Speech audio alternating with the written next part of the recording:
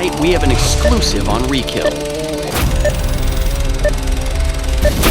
5 years ago, our world changed. A dead man kills 6 at a food court. And this unknown virus seems to be reanimating the dead. Yes, these are disturbing reports coming in. You look like you're about to go on walkabout. And tonight we have an exclusive on Rekill that will be unlike anything you've ever seen before on television.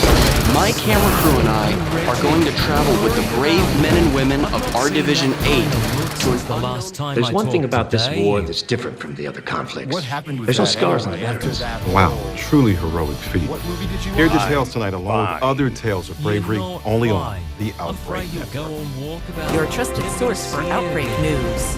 I wouldn't do. This whole thing's gonna end with us dead and gone and these. It's not that I'm not worried about, well, any of that, but that is... things wandering around starving to death. Is he going to So be... then why Told fight? you, I'll be Because we're fine. human. No, really. Hell be apples, mate. I will know what to tell you. You look nervous. Sorry. No, it's okay, we can bleep it out. You will fucking bleep this shit, you Whoa, guys, okay. come on. Just Ruining my show's about him anyway, Oh, huh? you want me The to do makes it you so again the way I special? did it I'm last gonna get to time? everybody. It was kind of Sergeant, fun. Yeah, do you want to say something, please? Kinda like the way you opened it the last time. Gave it a nice, bombastic, attention-grabbing opening.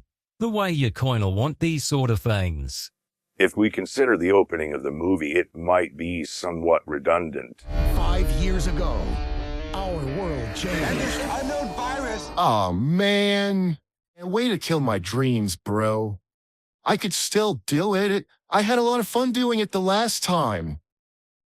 Why'd we watch this movie anyway? They keep us safe. They are the men and women of our division. This doesn't seem like your usual thing. What do you mean? This totally seems like something I'd watch. This ticks all the boxes. He means it's a zombie movie. A dead man kills 6 at a food court. Oh, yeah, that. Well, I admit it's not my usual fare. Not that I dislike 'em, just it's not really something I go for. You see that bloke over there? Yeah, with the long look on your face, trying to drown your sorrows. Would you like to see me do it again? I'll make another disappear. Dude, you need to slow down. Hey, passes are, I'll just turn him over, make sure he's not laying out in his own sick. Dude, I am seriously worried about him. I'm still right here.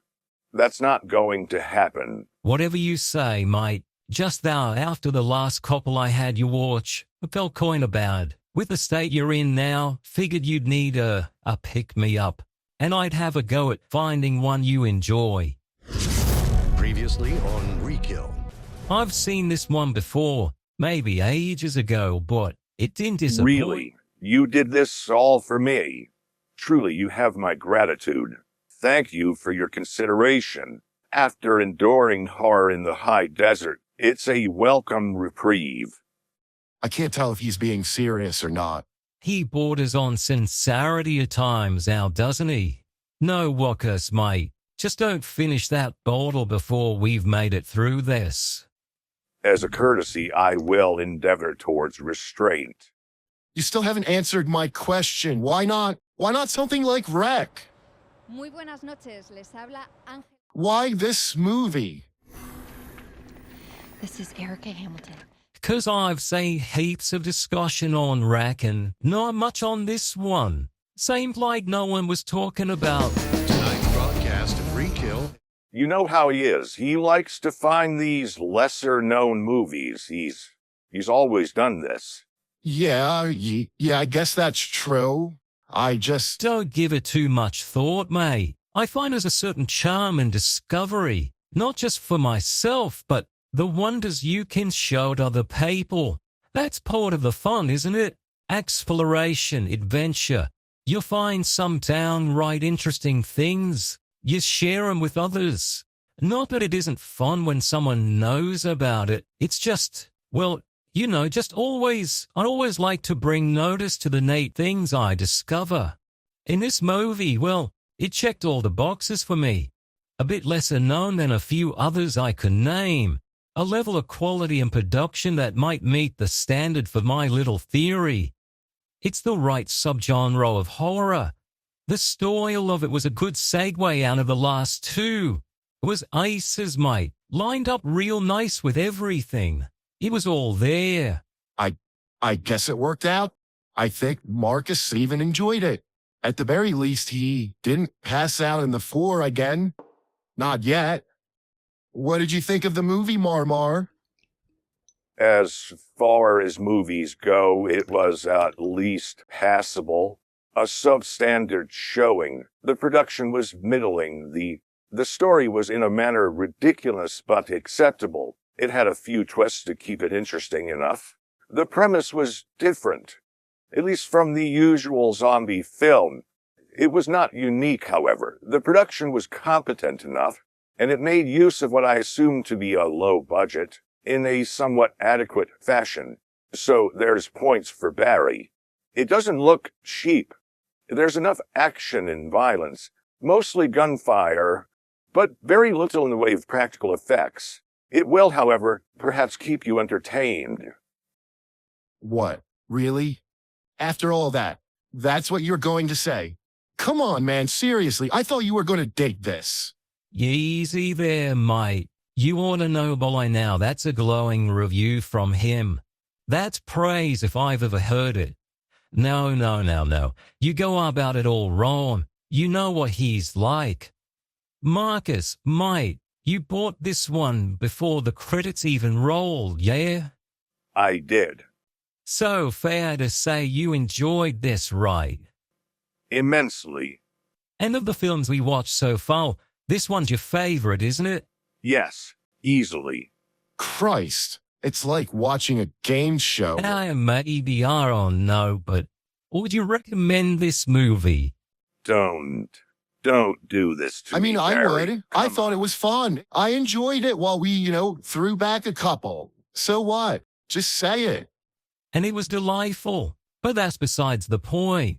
Just throw back another one, steal yourself or, and tell me, Marcus, my recommendation, yes or no? All right. With some difficulty, I do find it an adequate film, but yes, I enjoyed it. If you're a fan of zombie horror, then yes, this is worth a watch, and perhaps I might consider watching it again. I says, mate, knew you could do it. Be a recommendation from me as well. I enjoyed it. Maybe not as much as you two did, but that's not all that surprising considering the particulars of the film. Was heaps better thanks to that bottle. Made some of the problems a little less noticeable. So now, once more with feeling, JD, if you will. Okay, but before that, can we talk about the name? Rekill will return in a moment. Really? What about the name? Yeah, I'm with him. What about it? So what? I think it's a fine name. There's something about it. I just can't. I wouldn't say that I don't like it. It's just there is some strangeness to it. I can understand that. It doesn't feel like the name of a movie, perhaps. Previously on Rekill. It is, however, unique in a way. Oh, yeah, I getcha. I never gave it much thought. Rekill feels like the right sort of name for it. Sure, gets the point across. It stands out. It's sure to get attention. And I think that's what they want. Maybe I don't know. I get that they have to call it something, and this will probably get attention. Still, I'm gonna go with it. It just doesn't feel like the name of a movie. What would you have preferred then? In acronym, something like SWAT. Maybe called the movie. They are the men and women of our division. Or the more basic exterminators, like they were clearing pests. I think this is a fine name. No, I mean, fine. It's just that... Will you stop that? Come on, man. I'm in the middle of something. Someone brought this bottle. It would be impolite not to indulge. You brought the tequila. tequila. There is no issue with the title. You might find it strange, or even inadequate as far as titles are concerned, but it accurately describes and informs the viewer, while leaving enough left unsaid to intrigue them. If you're going to complain about anything, I might suggest the persistent usage of reanimate. Tonight investigating a report of rean activity. While wholly accurate to the situation, I find it to be a miserable choice of words. Over 480 reans were re-killed. Guys, we're getting a little off topic here. We're getting bogged down in all of this. Can we just... Are you really going to tell me that you don't die a little inside each time one of the characters calls them a rean? Rean's aside. Search and destroy. No, but we haven't even said what the movie is yet. We're talking about re-kill. 5 years ago. The dead man. And this unknown virus seems to be reanimating the dead. A film from the more recent past, and you're... I don't know if I'd call it miserable, but it really does feel awkward to say. I guess some might call it clunky, maybe, but whatever you call it, hearing one of the characters, whenever they say it, it feels strange. We got reans. What? I'm not sure that I can accept this is just the way people talk about these zombies. The vehicle is moving at a high rate of speed and possibly carrying reans. Proceed with caution. I wouldn't accept that it's entered the common vernacular either. It has a stilted quality to it. Perhaps it's more of an industry term. These reans are different, smarter, very dangerous. The people of our division, in charge of re-killing the reanimants, they use these terms in the official capacity. Dispatch, our Division 8, over. One reanimate located and destroyed. Over and out. Do we ever hear someone, a person not with our division, address them as reanimants? You know what? No, I don't have any idea. I don't think we see all that many people that aren't in our division or some form of military or... Now don't you be looking at me, Mai. You are the one so concerned with this issue. You might be right. This bill will give us specialized troops to eliminate this scourge. This film follows the exploits of the fictional law division in a post-zombie outbreak society. They keep us free. They keep us safe. Men and women of our division. Re-Kill is the name of the television show within that universe, which documents the encounters of people of our division as they deal with the reanimate threat. Yeah, it's basically a reality TV show, you know, like Cops. And instead of a camera crew following around law enforcement, the series is focused around the squads trained with advanced weaponry and tactics to counter any potential outbreak of zombies. And the movie starts with a little girl coming home and shocking on the tally. If she turns on Re-Kill, we, the audience, are really watching that same thing. What she is. We're watching this TV show from the universe, the movie in which it is broadcast. And I think that's really kind of neat. Where the island is once again open. Built to handle any... Wait, you're saying that's what you like about this movie? That it's a TV show? Is that why you wanted to watch this? I mean, it's kind of the premise, but it's easy to forget, and that's all there is to it. Yeah, no. Really, I dig that. I may not care for zombies all that much as a whole. I mean the subgenre. Always been more partial to the Wolfman, vampires. I'm intrigued by the premise of this, being an in-universe show and the kind of storytelling it opens up for the viewer. You know, there is a kind of charm to the presentation that we, the audience, are following the events of a reality television show. Your trusted source for outbreak news. That we, for the most part, are seeing the same the rest of the world sees. I didn't think too much upon some of the necessary elements, but I do wonder if some might find the use of commercials to be intrusive. This is what the scene looked like this moment. Peace of mind. Perhaps an obstruction to enjoying the story. I didn't mind the commercials. I thought they were kind of fun. I mean, they do interrupt the story. I can see what you mean, but I thought they were fun. Well, that's kind of the thing. They do try to blend the story of the world with the commercials.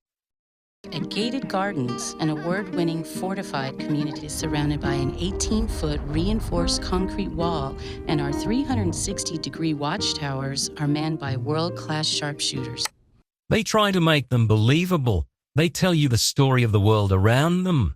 I think it's done pretty well. So it's a TV show about a world where a zombie outbreak happened and you want to talk about the commercials. Come on, dude. Really? Yes, as interesting as the premise is, I fear as though we might be burying the lead on this one. The far more interesting topic is the world itself. City of Manhattan has been formed. China has released a biological weapon on Beijing. The government has just detonated a nuclear weapon over San Francisco. And you want to talk about the commercials. I feel like we're saying the same thing, mate. But just to be clear, what is it that you want to say about it? I'm listening. I am well aware that you do not find the topic of interest, but the legions of the ravenous undead. The zombies. That is what I find interesting. Yeah, the zombies, that's the big part. I'm with him. Like, they're really interesting. Bloody Dude, how do you not like mate. zombies? Seriously. That's like the least interesting part of any zombie movie. But fine, you want to talk about it? Split the difference. Dude, what? Split what difference? So these boys are you so fond of? Yeah, I'm really starting to worry about you feel like you get to see them properly. You get enough of the biting. The hordes of them swarming our fierce team of armed specialists. I fail to understand how you can have so little enthusiasm for zombies when you have such a propensity, infatuation even with vampires. Oh, I like vampires. So what? They're cool, mate. Anyone can see that. Yeah, but they both bite. I would go further.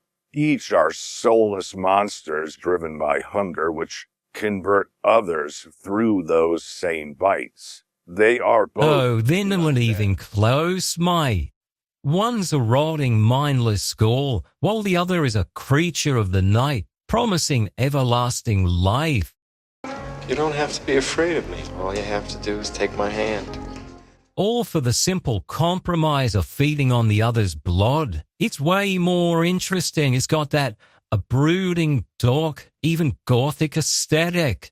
I don't know. And there it is. I know you like The Lost Boys, but there's a lot of differences in vampires.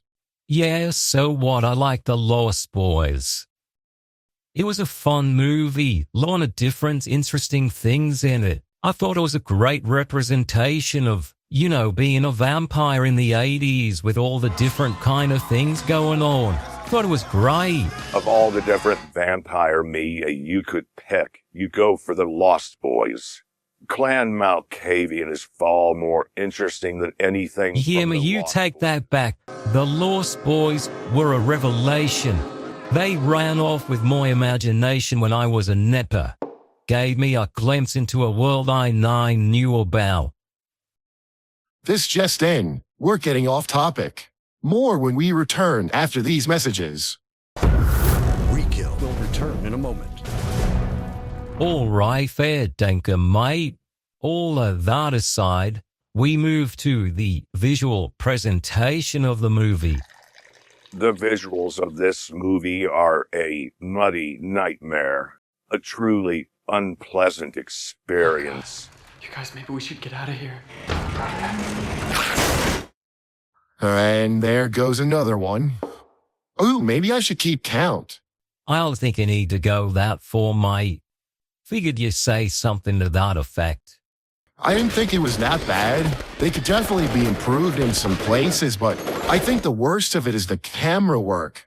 But I think that's more of a feature of this kind of movie, isn't it? Jack, whatever gave you that idea? I don't care if this is typical or a feature. It makes for an abysmal viewing experience. I see what you mean, though. During the intense scenes of action, the camera does get a bit wobbly. Like you chucked it into a laundry. You just can't see what's happening sometimes, and it's a little disappointing, even for me. I just feel like we're missing out on something. Like, I still know what's happening, but you can't see a lot of the details. There could be some really cool visual effects, and we're just not seeing any of it. I don't know how you can see anything. The way the frame rocks around, shaking the way it does, this is the reason I find the whole subgenre unenjoyable. It is one of the most loathsome aspects. It can ruin some interesting ideas and stories they're trying to tell. Did you get it? Did you get it? If this was made in another genre, I feel as though I would definitely have enjoyed it much more, or found it easier to enjoy. This is just horrible. I reckon you ought to be fawing if a few of the other zombie movies cross into the found footage genre. Not like they're scarce at this point. The shaking is, well, it's not exactly mild in this one, but it's definitely not as bad as it could be. And that's supposed to make it better? Then only maintain that it just wasn't that bad. You still lived through the experience and you did say you enjoyed it.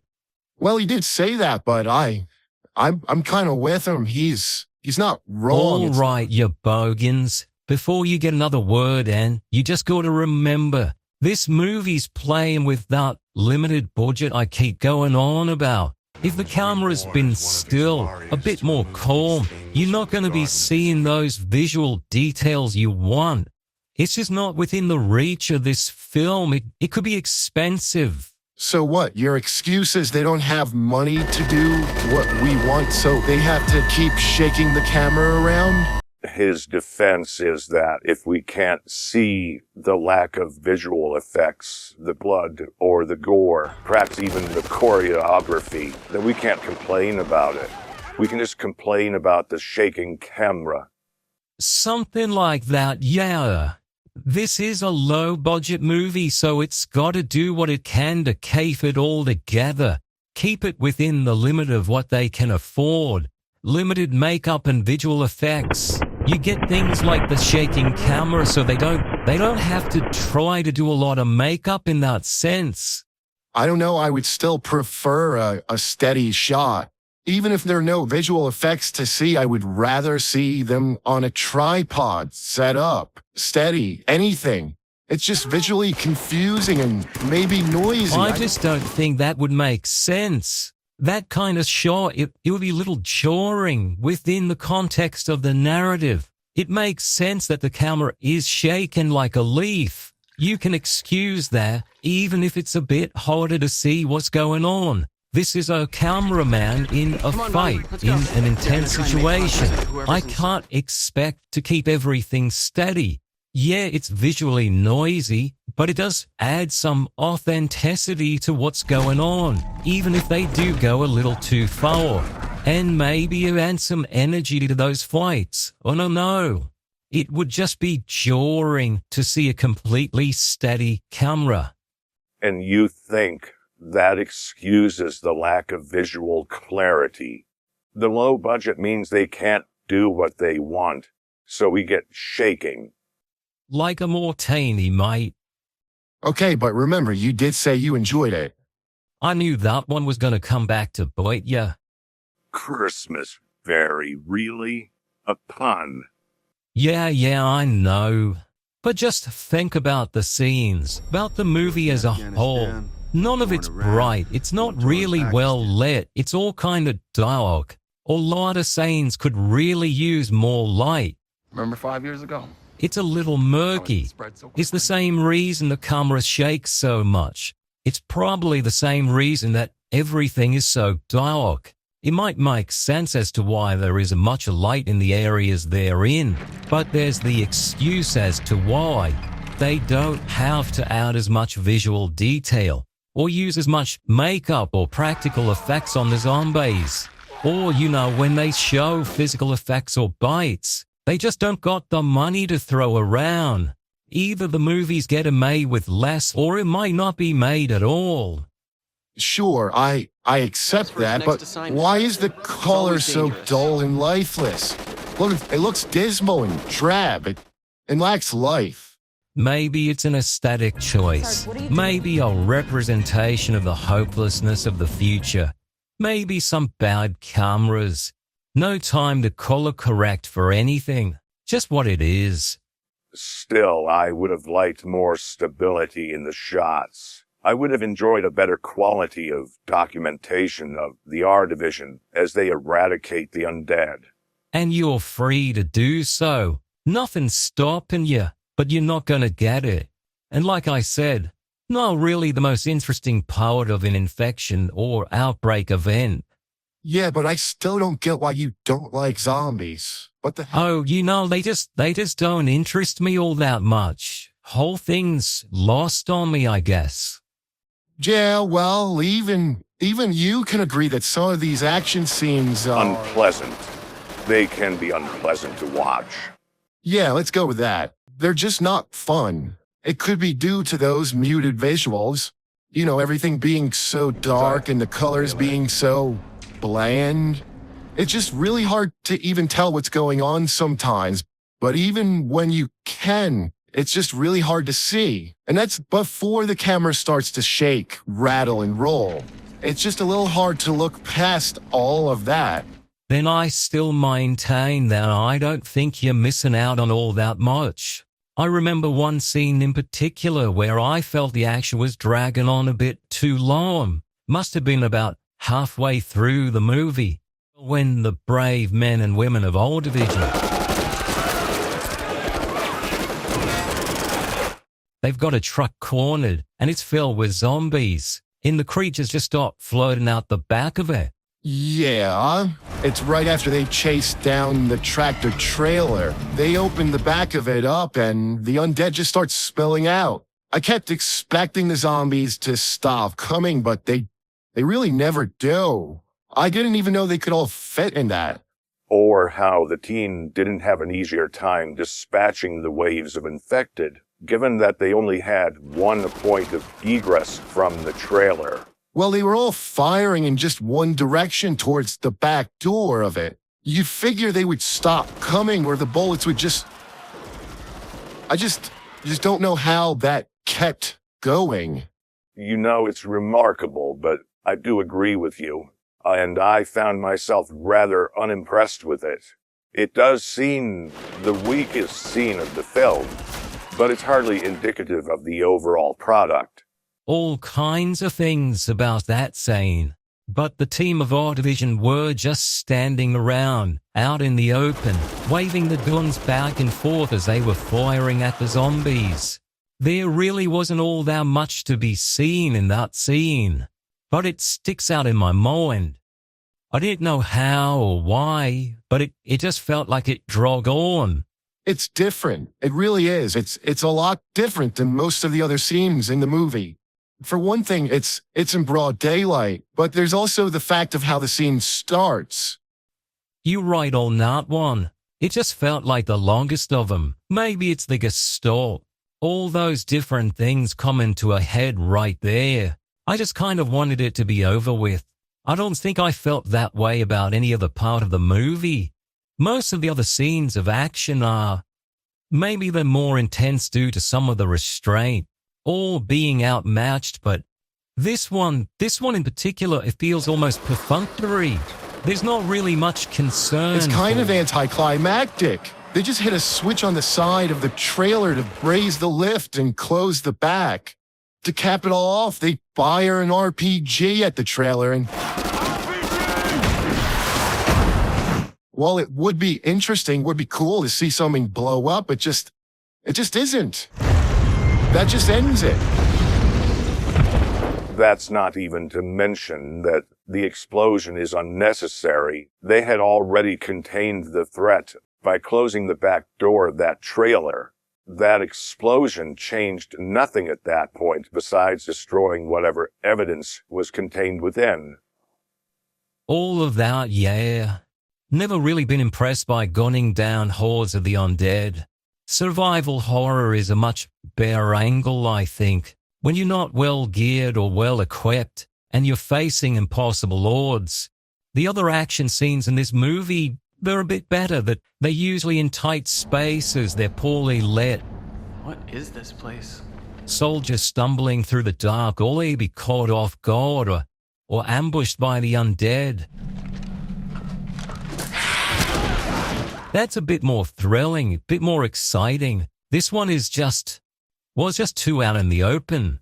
The opening scene of the film, the one which takes place in, I believe, Chevalier Square. This is Erica Hamilton, coming to you from Chevalier Square. That's also out in the open, but it's different. A team of our division is overwhelmed. That scene does execute on this particular idea to a greater extent. We are on the outskirts. Oh. Our division enters a large open space. Everything is tense in there. Looks to have been a catastrophe of some kind. Report of Rian. Shit's on fire, yo. Yeah, exactly, Jack, yes. Shit was indeed on fire.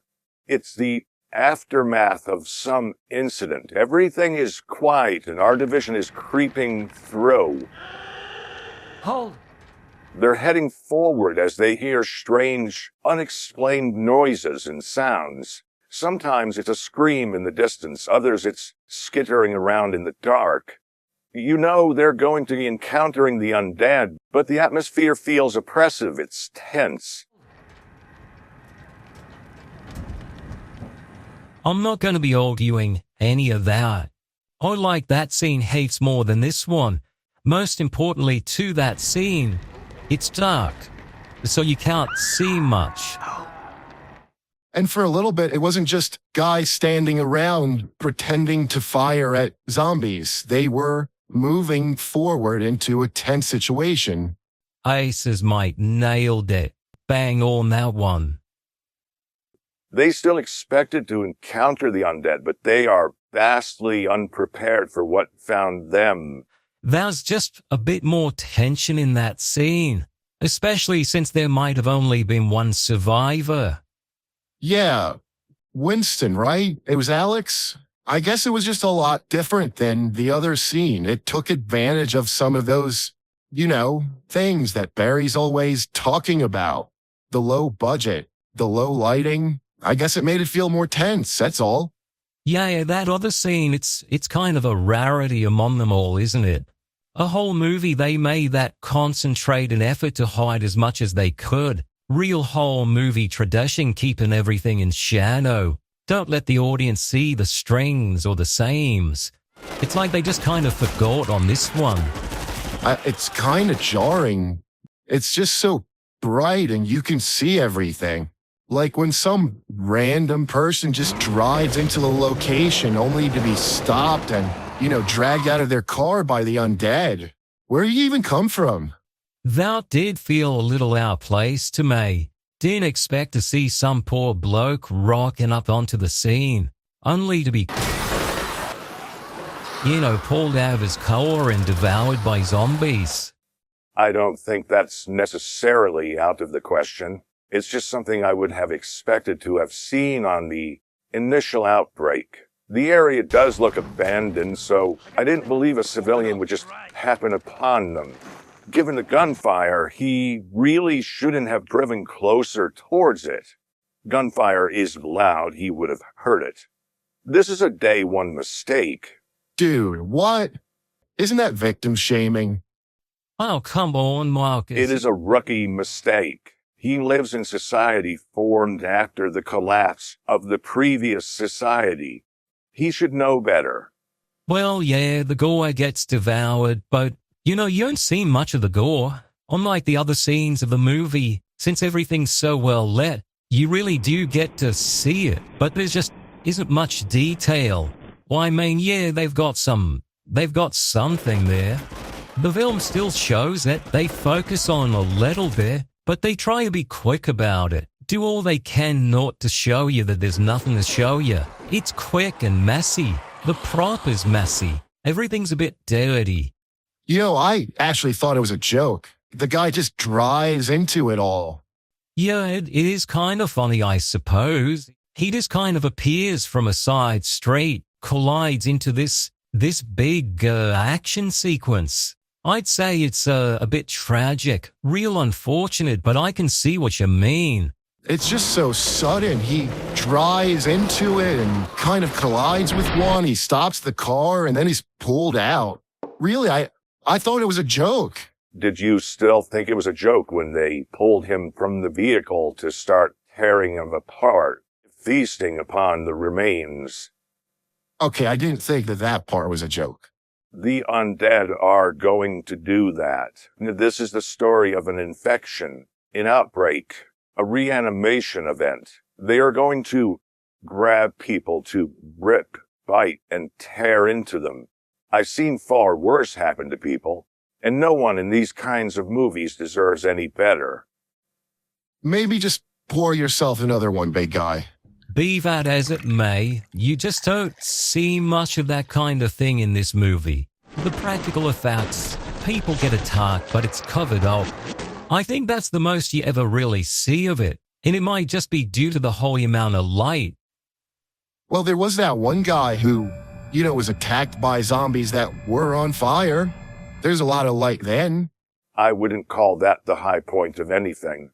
I've never liked the idea of setting those things on fire, no doubt to shamble around trying to bite you, and now with the added horror of being burned alive.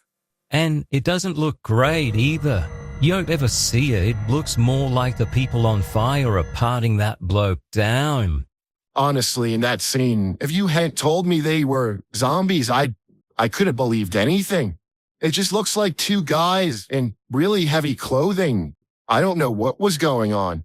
Yeah, well, we bring it all back to my point that it's really trying to make it all work, which is why they're keeping everything dark. The camera's shaking so much. The action it's basic. There's not a lot to it. Everything starts so they don't have to put extra makeup on the infected.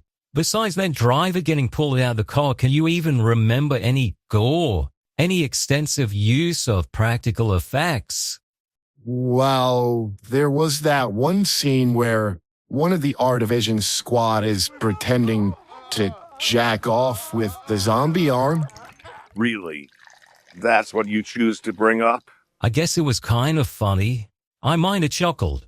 No, you know what was really scary in the movie? Some of the CGI. It didn't use a lot of that. But the few times they did, you can really tell that they didn't have the money to spend on it.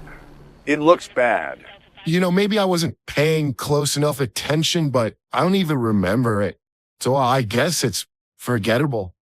It's just for a few shots here or there, but it really does leave a lot to be desired. It doesn't look great. Not too much of the CGI matters all that much. Like when they're being scrubbed down after a mission. I guess I was thinking more of blood spatter effects or, some of the zombies touched up with digital image enhancements, but... Digital image enhancement? And people say I'm obtuse. Yeah, but you are obtuse. What are you I'll just mention that some valid points. The CGI isn't all that important. Just a few touch-ups to the scene. They don't need to touch up any other zombies. They saw all disguised that within shadows and shaky cam, so that's not a priority. Perhaps they could have used some more money to touch up that chase scene. It was boring, and it has such an unsatisfying climax. Probably not the only unsatisfactory climax you've shared with someone. Shut up, J-Day. Oh, what? Come on, man. Low-hanging fruit. It was the easy joke. Someone had to make it. Just like your mother. I walked right into that one. It was quite the setup. Thank you. Oi, Mrs. Day is quite the lady. How lovely time with her. Went on a walk, had a nice dinner, watched the sunset, seen the stores. And she never once called me after. Dude, what are you even talking about? There, I've no idea. But the only cinematic scene in the movie that comes to mind is when R Division is driving towards the zone. You can see them headed away from the setting sun. is just a nice little short. You don't get much of that in this movie, so I just wanted to appreciate that one. Maybe because most of the things are done by handheld cameras. There isn't a reason for the cameraman of a TV show to film something like that when the station could just easily pull up some B-roll or footage they shot previously, inserted into the broadcast. And that could be, well, what they're doing here. But that's really a feature for this kind of film. None of the other found footage movies where it's just someone recording on a handheld. This is being broadcast, so there is editing going on. Is that the excuse we're going to use as to why they're using footage that hasn't been captured by the use of handheld cameras by their cameramen? Where is the camera for this shot? It's just ahead of the truck, but doesn't seem to be attached to anything. Like JD said, it could be pre-recorded footage that's been spliced into the broadcast. Some post-production work just for the network spinning up to handle that load of switching over to the live broadcast from, well, the recap footage from last week's episode. It does feel a bit more specific than that, since that is an R-Division armored car headed towards... The zone is part of the city that we never managed to clear after the outbreak. That part is unbelievable. It's a really long recap for a TV show. That was like 30 minutes, maybe 40? There's no way you broadcast an episode with a recap like that. I do believe it was the recap episode produced to introduce the special live event headed into the zone. It's not an old episode. It's footage cut from several older episodes to provide context as to what they are doing and why. Yeah, well, production notes aside, it's not the only time they're using footage in the broadcast that they really shouldn't have access to. Sometimes I'm wondering if it's part of the broadcast or if it's only something for us to be saying. From what I recall, there are several moments where we are seeing something that perhaps the viewer of the TV series may not be seeing. Several scenes which happen before the framing device of the television series starts, a few after it ends. Those scenes are definitely only for us, but there may be more within the body of the broadcast. Yeah, exactly, those scenes. I don't exactly mind them, even if they do clash with the found-footage aspect of the movie, but it's not what I'm in it for. I'm not sure I'm fine with it. They establish this narrative device, but, well, there's definitely one scene in particular, and I guess we'll need to circle back to it, but it leaves me scratching my head. Okay, fine. I guess I understand what you're talking about. There is that scene I think you're talking about. There are other scenes towards the end of the movie that I also agree I don't understand how we're seeing. They're not outside the framing device of the shots. They're recorded camera footage, but how do I put There's a certain point toward the end of the film where a camera has been lost. As you may know, Rekill is filmed live on a 2-hour delay. And the way they were handling the footage recorded on location meant they had to upload their recordings to a drone. So every 2 hours, our Rekill drones are going to rendezvous with us and ferry our camera footage back to our mobile broadcast studio and then directly into your home. So we accept that every so often, they have to get a drone, unload their footage, and have it sent somewhere else. But at a certain point, they shouldn't have any more of the footage after that last drop because they'd lose their equipment. So sit back and be the first to discover what truly lies inside. Are we not diverging from technical complaints, those within the realm of shot composition and practical effects, and into the story itself, specifically as to the logic as to how the method with which they are telling their story might function within said story? Ah, fuck me, Dad, I think you're right. Might need to come back to this when we dive into the realm of spoilers. This just in, Our division is poorly trained and are underperforming in their task to contain threats. Good job switching topics. Quick, efficient. Thanks. But I've no idea what you're talking about. You didn't notice that the movie mentions losing 3 R Division squads? And strangely enough, each time they're almost entirely wiped out except for one person. Twice. I guess technically I find it more strange that the R Division squad we're following has at least 2 members who are the sole survivors of previous squads. Is that so? I think you're right. I didn't even think about it. Movie was really setting up their short lifespan of the squads. I didn't think fighting these zombies would be so dangerous. I mean, not comparatively. If you mean in a relative sense, I can only ask, relative to what? Geez, I don't know. I just figured it would be safer than what it is. Not as dangerous. They're supposed to be highly trained squads that take out possible infected. And this bill will give us specialized troops to eliminate this scourge. Sure, they might have a few clean and sweet missions, couple small outbreaks here or there, things they gotta mop up. Nothing major's happened since the initial event, right? Considering that, and I'm fairly certain about this, the infection is transmitted through bites, and that expiration alone will not reanimate someone, it does seem as though the recurrence of such events would be dwindling over time. After that initial emergence, there would be many zombies, but those numbers, in the amount of people who can become infected, should be decreasing. Maybe not significantly, but given enough time, there should be a marked decrease. You're only guessing at that. Look, the movie makes it clear that there is a high turnover rate. Rose mentions that she was one of 100 or so women who applied to be in our division. I heard I was one of 121 females nationwide. That was a while back, so by now some... She didn't know how many were left. That one guy, whatever his name was, I can't remember at the moment. I do R Division 2 years. I get a green card for me and for my family. He mentioned that they would give his family a green card in exchange for service. We get to see a number of the soldiers killed in the line of duty. The debacle of last week's attack on Chevalier Square left a startling number of casualties, including 8 R Division personnel. They mention one of the R Divisions being wiped out. Another RD unit went in there. No one came back.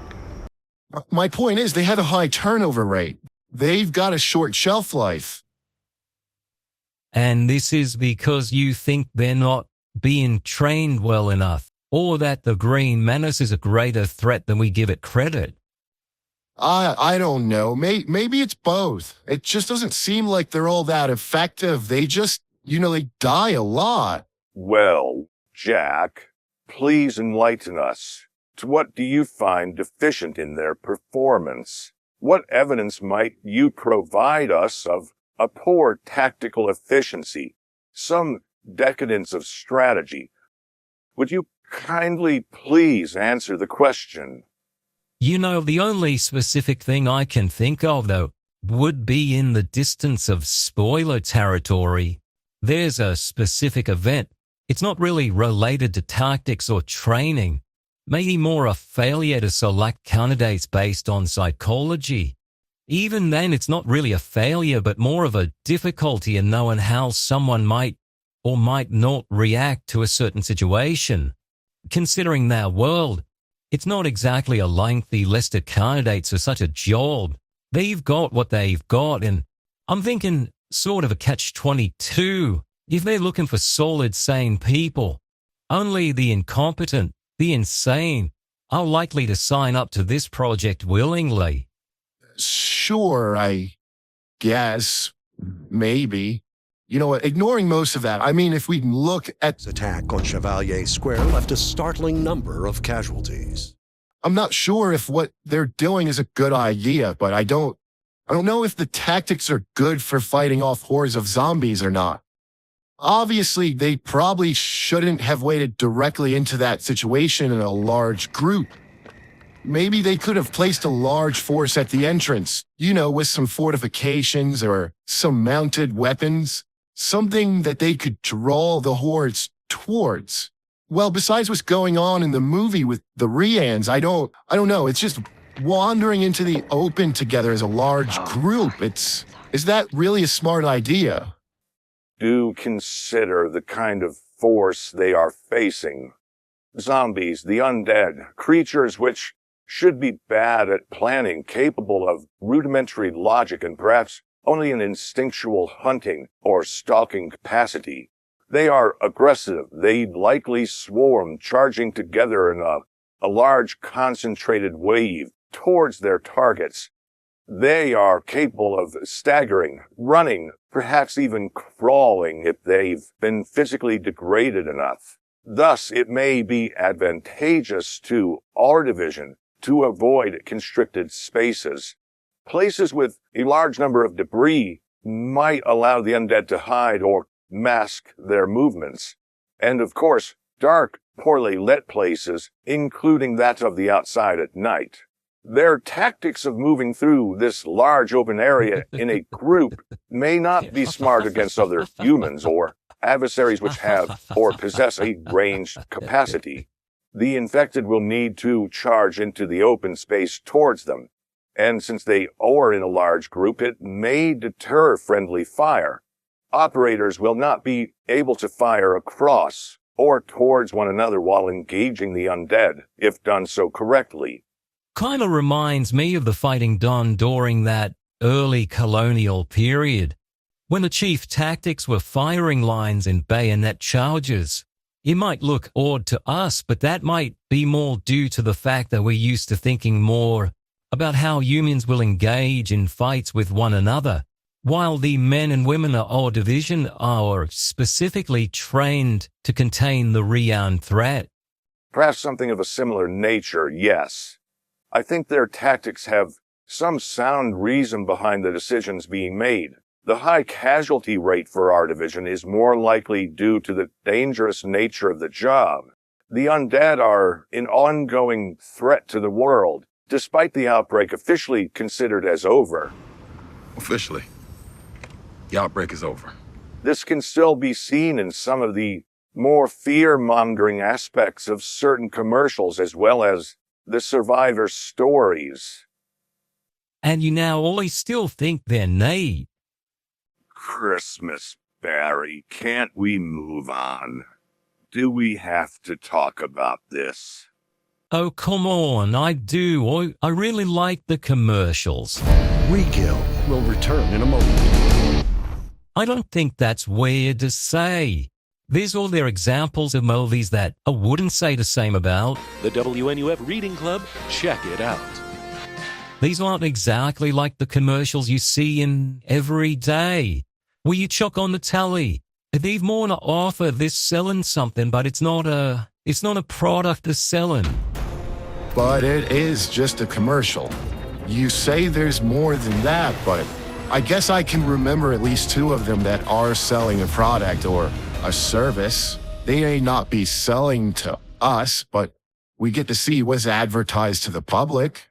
He means it's world building. It is contextual information delivered to the audience through an alternate means. It's still direct, perhaps forward, but it does give us some knowledge of the society that formed post-collapse. I think it's a fine idea. It's just that the execution is fairly rote. Calm down. Oh, bloody hell. How am I supposed to agree with you and disagree with you at the same time? It's called some basic stuff, and I gotta remind you that even if they're working with a severely limited budget, the repetition of one certain type of commercial during every outbreak highlights its importance. We were just talking about the high casualty rate of all the division, so I imagine they're really trying to get that population back up. The frequency's only part of that. Oh, the PSAs to get people to have sex. Yeah, you're not wrong. It does show how important it is, but it's also pretty frequent, and it goes on for way longer than any of the other commercials. I understand what Marcus is saying. It does get a little tiring to see that one kind of commercial over and over again. You know, it's a little funny the first time, but it kind of loses that. Perhaps there might be a more effective ratio between the amount of total screen time to show the importance to society without wearing on the audience. That, however, has not been met. That one's a little heavy-handed in its approach, I'll admit. I still think they're a little fun, a little shaky. We never saw them coming. And I'm fine with that direct approach. It's the more repetitive nature. I mean, I like the ads overall. I think it's a fantastic reminder that sex sells, and I don't know how you make that PSA less direct, not without it losing the value of the message to us or the core demographic it's targeting. Fair dinkum, mate. Still like what they're doing. A little bit of world building in a kinda unique way. We all remember the outbreak. That's why we prescribe the widest range of drugs. No one prescribes harder, faster, or more. One that's, well, how do I say that? It's just one that's can only happen through this method of storytelling. It's neat to see a different approach, a charm to the different ways you can tell the story and seeing how they can make use of the medium which they're trying to replicate. I've tried other guns, but I just never felt safe. For the children.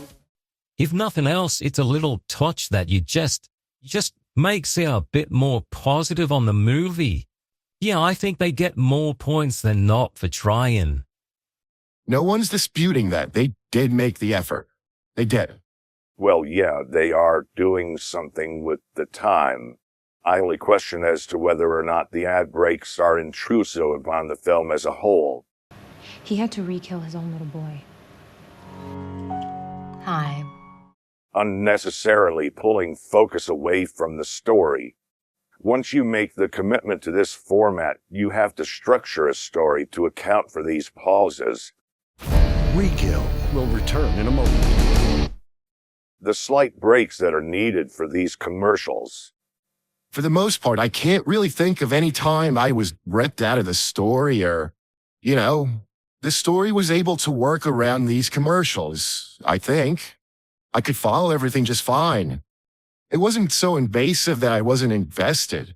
Well, you mean know more than the normal way commercials can break up a story. Other than that, yeah, minimal impact on the story being told. If you ever get up to use the Donny door in a film, it's no worse than that.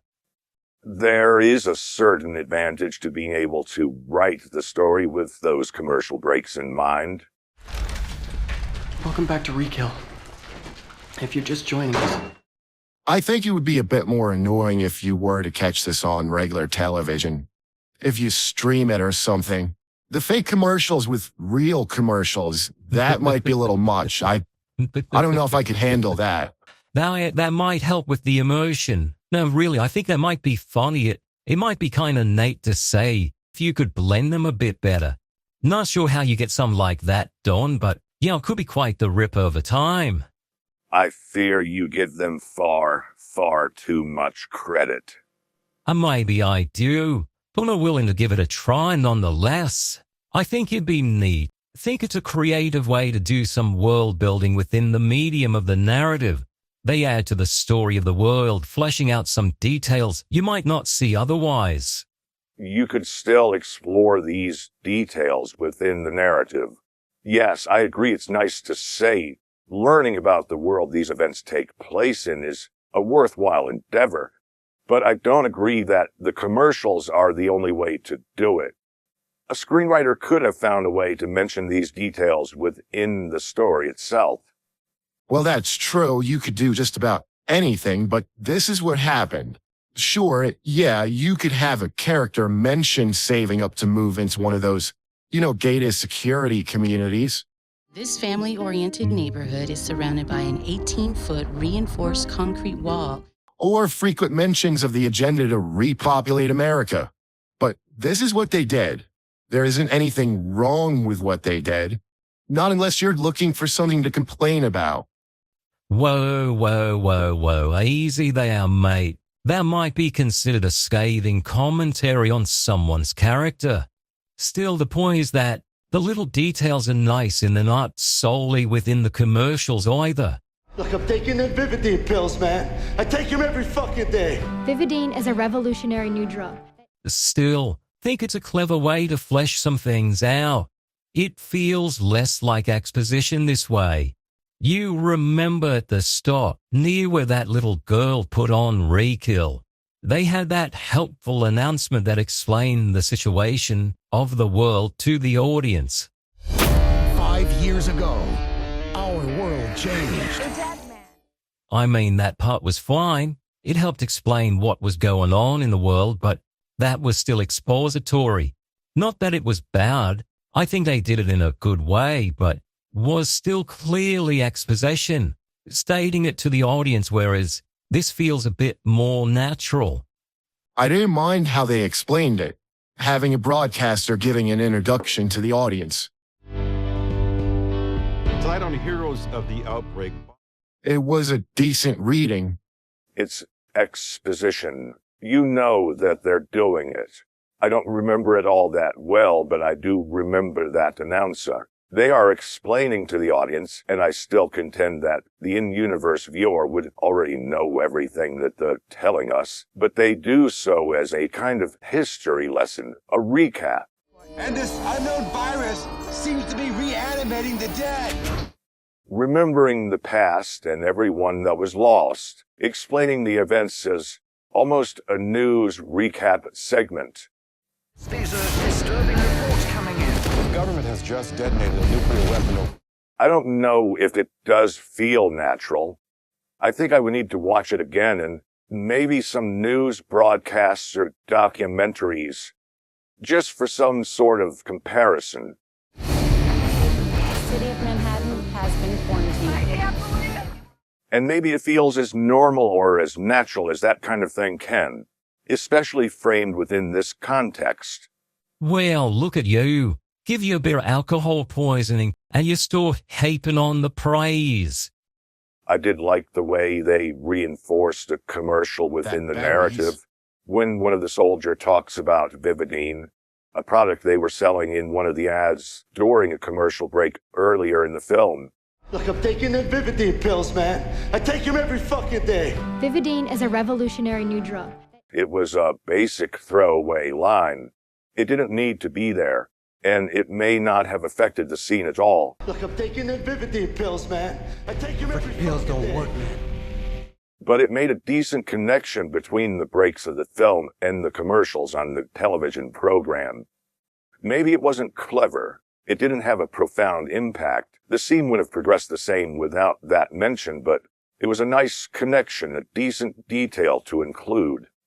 Barry, he's starting to scare me. Is he? Then allow me to be to petty die? for a moment to comfort you.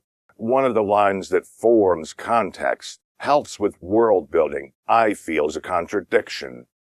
I do all division 2 years. I get a green card for me and for my family. If there is such a push to repopulate whatever sprang from the ruins of the United States of America, during an event which saw perhaps half of the world's population vanish, and no doubt continue to be a dangerous, lethal hellscape, why wouldn't this society be looking to gobble up all the people it could, just in an effort to galvanize itself and strengthen whatever it can?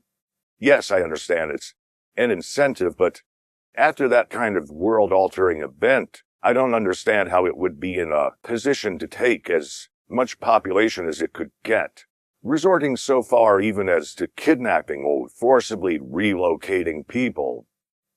Well, you said it. They're incentives. They need people on the front lines of all division. As we've seen, it could be a very dangerous job with a high casualty rate. We're not exactly a few months after. 5 years ago, our world changed. It was a few years ago, if I recall correctly. Maybe the recovery is going better than I expect. Yeah, they still need to populate the world. Re-Kill is sponsored by the Coalition to Repopulate America. But they might not be wanting to just let anyone and everyone in. Maybe we're past that. I'm with Barry. I don't know if it's a contradiction. You can still want people to procreate because you need to bolster your population while still denying outsiders entry, especially when offering an alternative. Re-Kill is a dangerous job and they need. They keep us free. They keep us safe. They are the men and women of our division. With a good incentive, service guarantees citizenship. This is a way that ensures they still have those fresh bodies to feed into the grinder. Yeah, make people earn that right while also using them. This society gets what it wants twice over. More people. Very well. I will retract my comment. And they perhaps may not even live to fulfill their contract. Still, it's a shame we don't see more of the world. What you mean? We do go to a couple of different places in the movie. You can't expect it to be some sort of globe-trotting adventure. No, I mean after everything. We don't get to see how people are living, what things are like, after the collapse of civilization and into this new one. I want to see more of the everyday life of people, or, There's not really time for that in this film. If you mean you want to see what society is like following the reanimation event, how it's been shaped or changed, yes, that does seem like a wasted opportunity to not explore this culture which might have formed following such revolutionary circumstances. Yeah, it's a shame, but this is a feature-length narrative. Not really the time to focus on that kind of thing. Not with the speed we're moving at.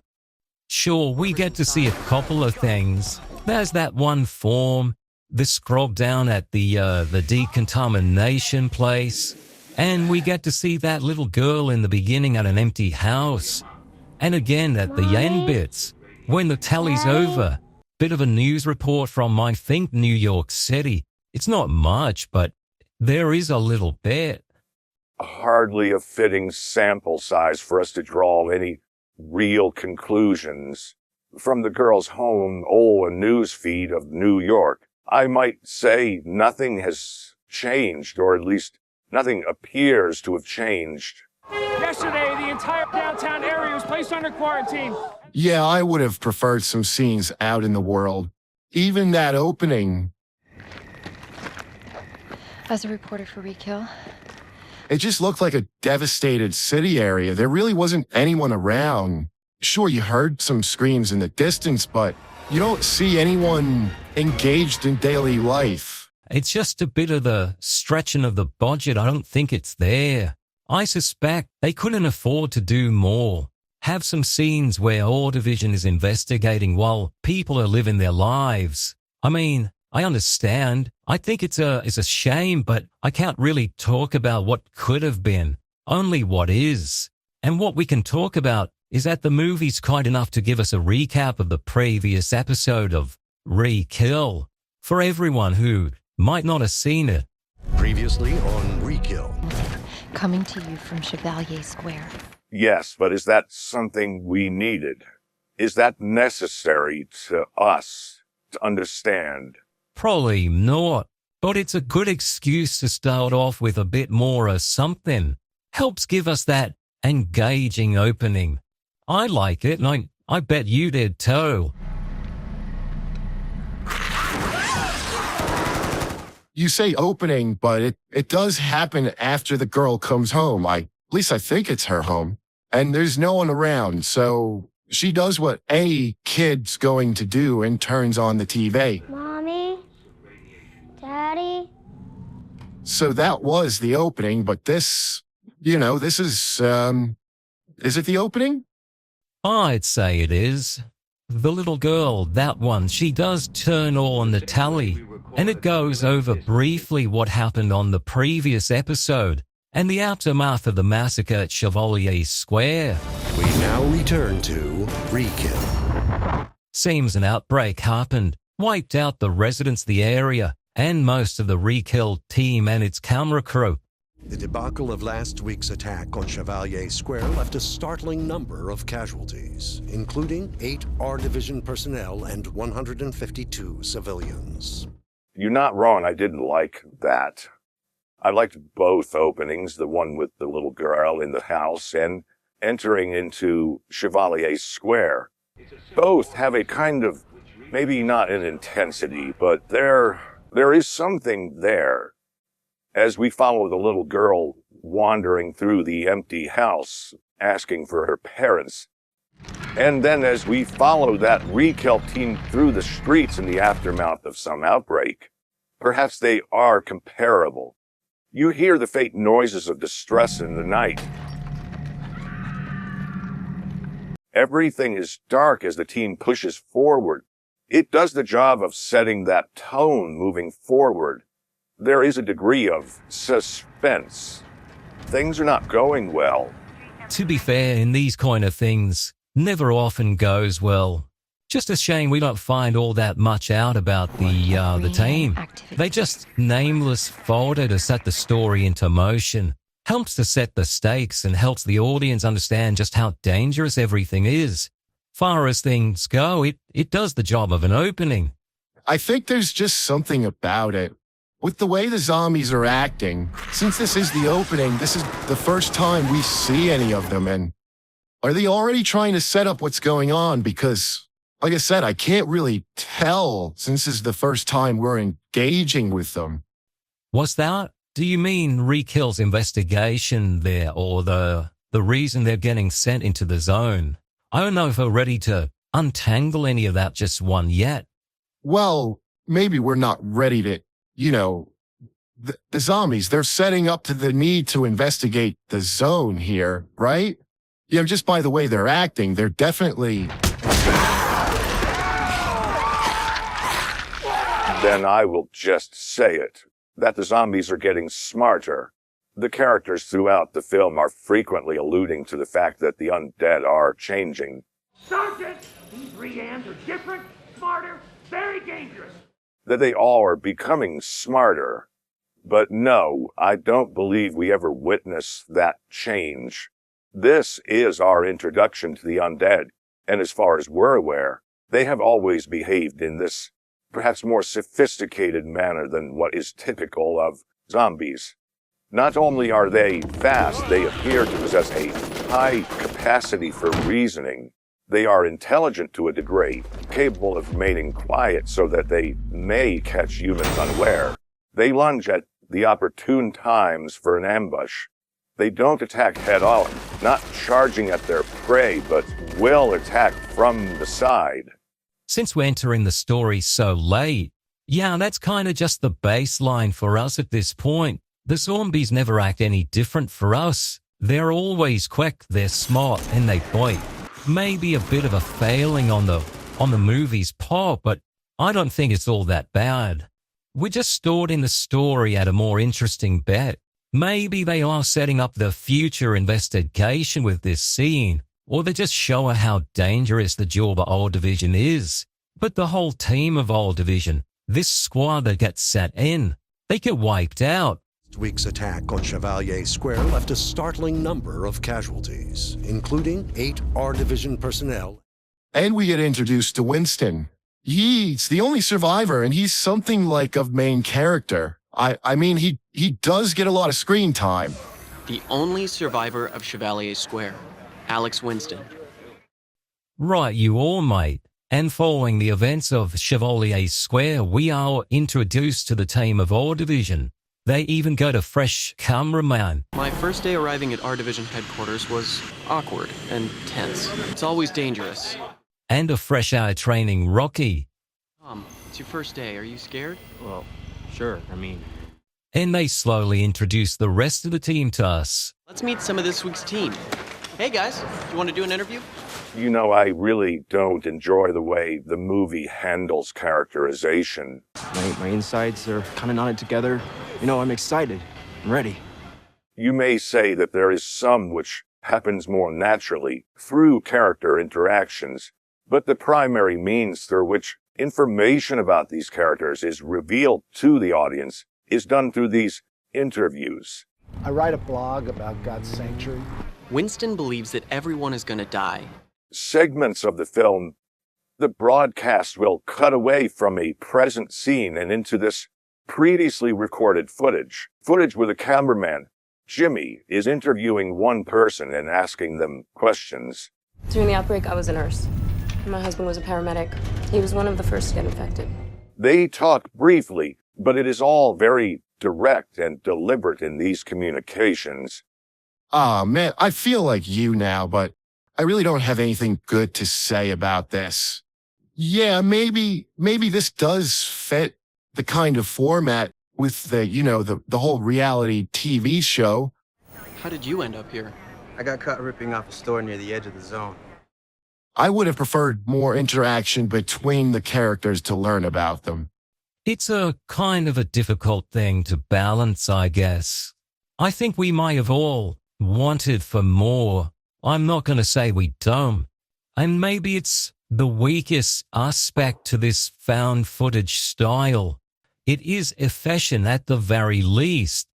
It does help that you might expect this from a reality show. You can't expect that they'll be able to film quality interactions between characters to maintain the time frame, staying within a certain kind of time slot. Perhaps a lot of footage has to be cut down so it can air. Bits of those meaningful interactions, they might be cut. Yeah, it's quick, it's dirty, but it is efficient. While others cope with their problems differently. Cameraman. Oh, God. That's not funny, guys. I can't believe you said efficient in that manner, as if it was a good thing. You've been talking about how important characterization is to horror, to low-budget movies. Your point was to utilize this low budget to a greater degree. Are you really going to tell me that anyone here is characterized well, and how that's going to serve your idea of a better use of time and money? Please, enlighten me. All right. Just give me a second. Now, I like a challenge. Just give us a tick, yeah? They are pretty basic as far as characters go. I think I could probably tell you about them. Just, give you a brief description maybe. I don't even know if there's much to say about any of them. That is a great idea. While Barry stalls for time, let's do this. I will give you a name and you will describe the character. We'll start with Jimmy.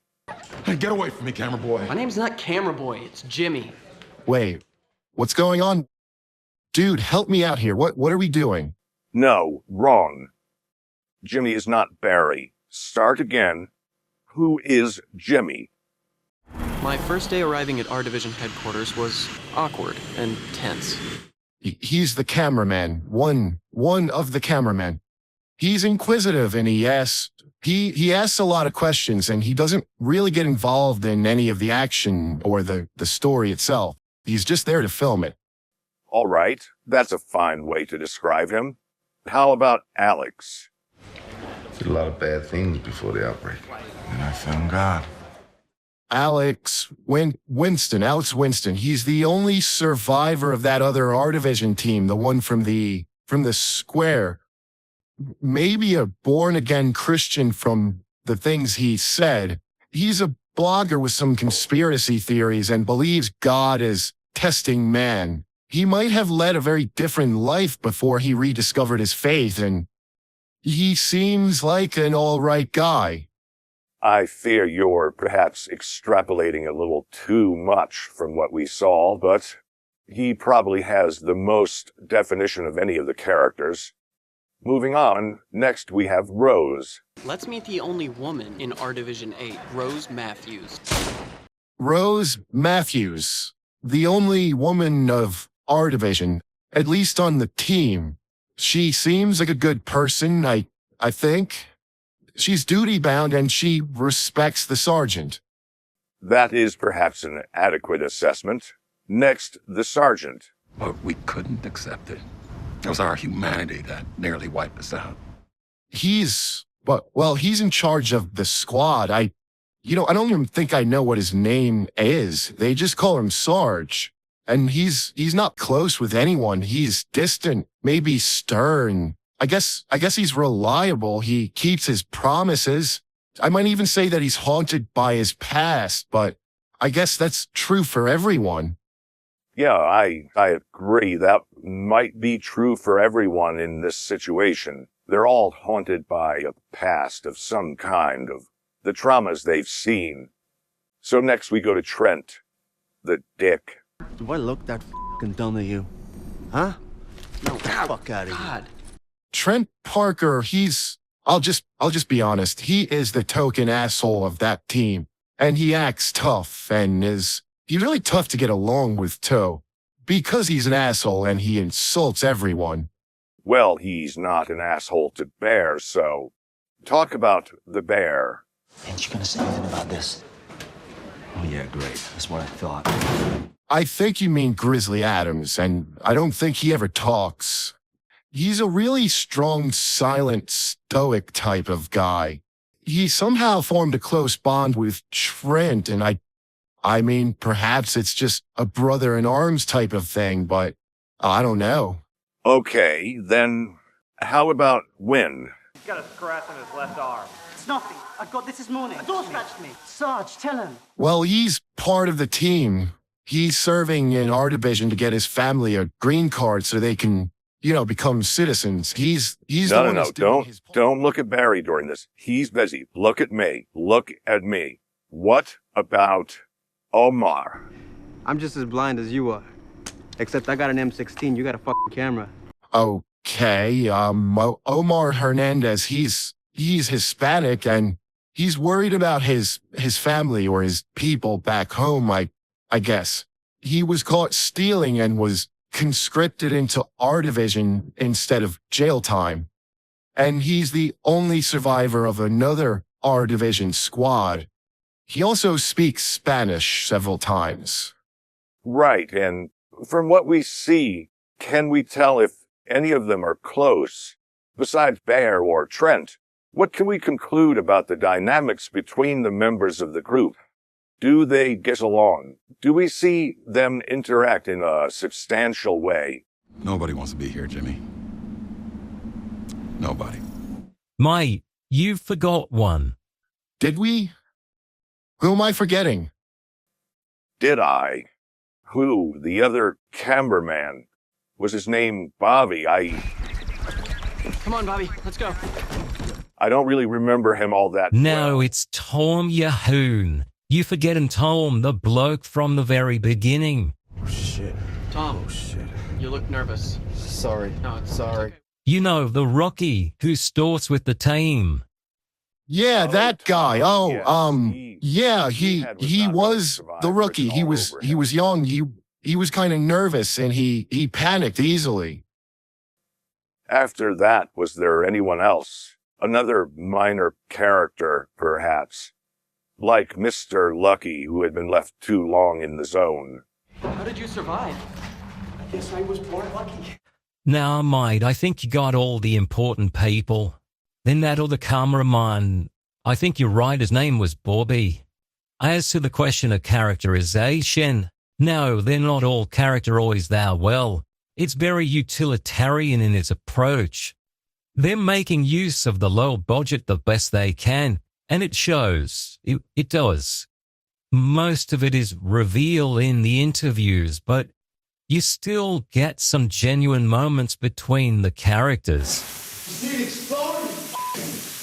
Awesome, man. It's not much. There is still time to flesh out those relationships, even to see how they grow a bit within the course of the story. What about Jimmy? I'll take care of the camera, guys. They are making use of the medium and they're choosing to replicate. They're making use of what they can to affect a better, efficient use of the budget.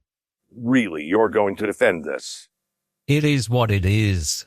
They've got a limited time, a limited budget, and they need to do what they can with it. The important info is mostly given in the interviews, and it's given when it's needed, but like I said, still there are some moments that are nice. People don't understand what we do. Why would they? It's tough. This isn't a character-driven story, and the horror, the scares, they aren't really dependent on us drawing in close, getting cozy or familiar with the characters. It's more action horror than survival. There's a bit more speed to everything.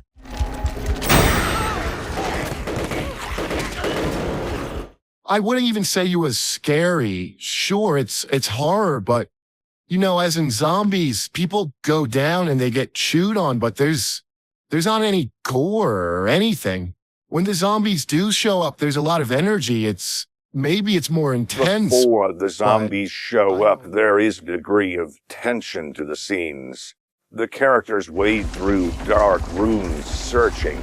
You know what's coming. The characters suspect what's about to happen, so they are anxious, and as they anticipate the coming swarm of viewers at home, it may be too dark to see.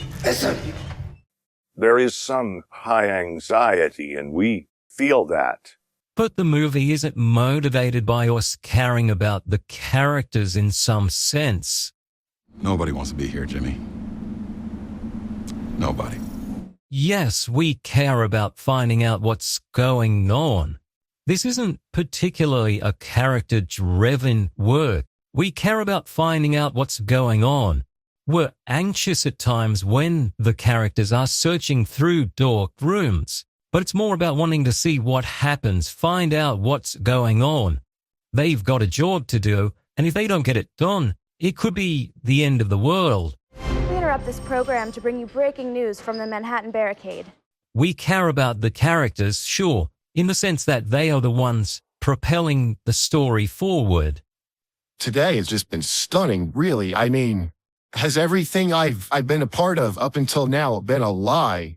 Barry's arguing against the need for characterization. Marcus is praising things. I don't know what's going on. Then just go with it, Jack. Barry's saying that the stakes are beyond the simple lives of our characters. This is bullshit. Whether they survive or not, we still care about them, but it's not as important. I don't know. But we should still care about them to some degree. And yes, I'll admit that I don't really care that much about any of them. I mean, I like Sarge the most, but... We can't win this war. So then why fight? Because we're human. There's more going on in the story. We've got the world to worry about, and not just these characters. This might be a little off topic, but on the topic of caring about any of these people, do we ever see anyone turn into a zombie? I mean, anyone. None that I can think of. No, we never see someone in the act of turning, in the process of changing, becoming one of those restless dead. We do see someone after the change has occurred, but the transition is always something we hear. We hear someone in the process of turning, but they're off screen, and we only hear the change in vocal quality. Over and out. Sarge, he's turning! Sarge! Yeah, I could be wrong, but I think they leave that process to the imagination. The budget's limited and they're doing what they can. And I could be wrong, but that could be costly to try to, the transformation itself. What I'm not wrong about is the movie introducing us to the characters through the cameraman, Jimmy. Let's meet some of this week's team. Hey guys, do you want to do an interview? It sort of sets up the elements of what's going on and how this show works, the format. We get that quick glimpse before the team is sent off onto a mission. You look nervous. Sorry. No, it's Sorry. okay. What the makes you so special? Because that's how the show works. It follows on-duty R-Division squads as they perform the dangerous work containing a zombie outbreak. They put down what got back up. They re-kill it. I mean, they died once already. Ain't easy making them do it over. Well said. They're headed on to a farm to investigate some possible undead in the area. The possibility of undead being kept by the loved ones of those deceased people. The team has just arrived at a small farm. Rian's inside. Search and destroy. Do we really have to go through this laborious process? This story is simple and it's straightforward. I appreciate that there is a story, but that's not why I would watch this. A complicated story is not at the height of my requirements of a good zombie movie. I'm here for descending into the slow, miserable anxiety and palpable tension. As people move towards bad situations, they're trying not to alert any of the undead and sometimes not knowing if the undead are even there. We as the audience are aware that something is, and the characters may expect the same, but they don't know. It's that unknown mixed with the intensity of zombies swarming our characters, the anxiety, the dread. There's just something so delightful about it. No wonder you're so pleased with it, but yeah, I'ma drag this one out. I'ma drag you through it again. Did they go to investigate that farm because it was linked to the previous attack on the square? We don't talk about that. And the film shows off the amount of force our division has allowed. They stopped beating up some of the blokes on the farm set, and it's all being recorded. No one bats an eye. Think that's a good detail to keep in mind.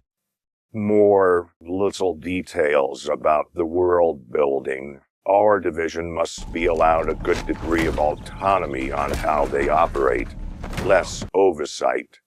Their job is an incredibly important one.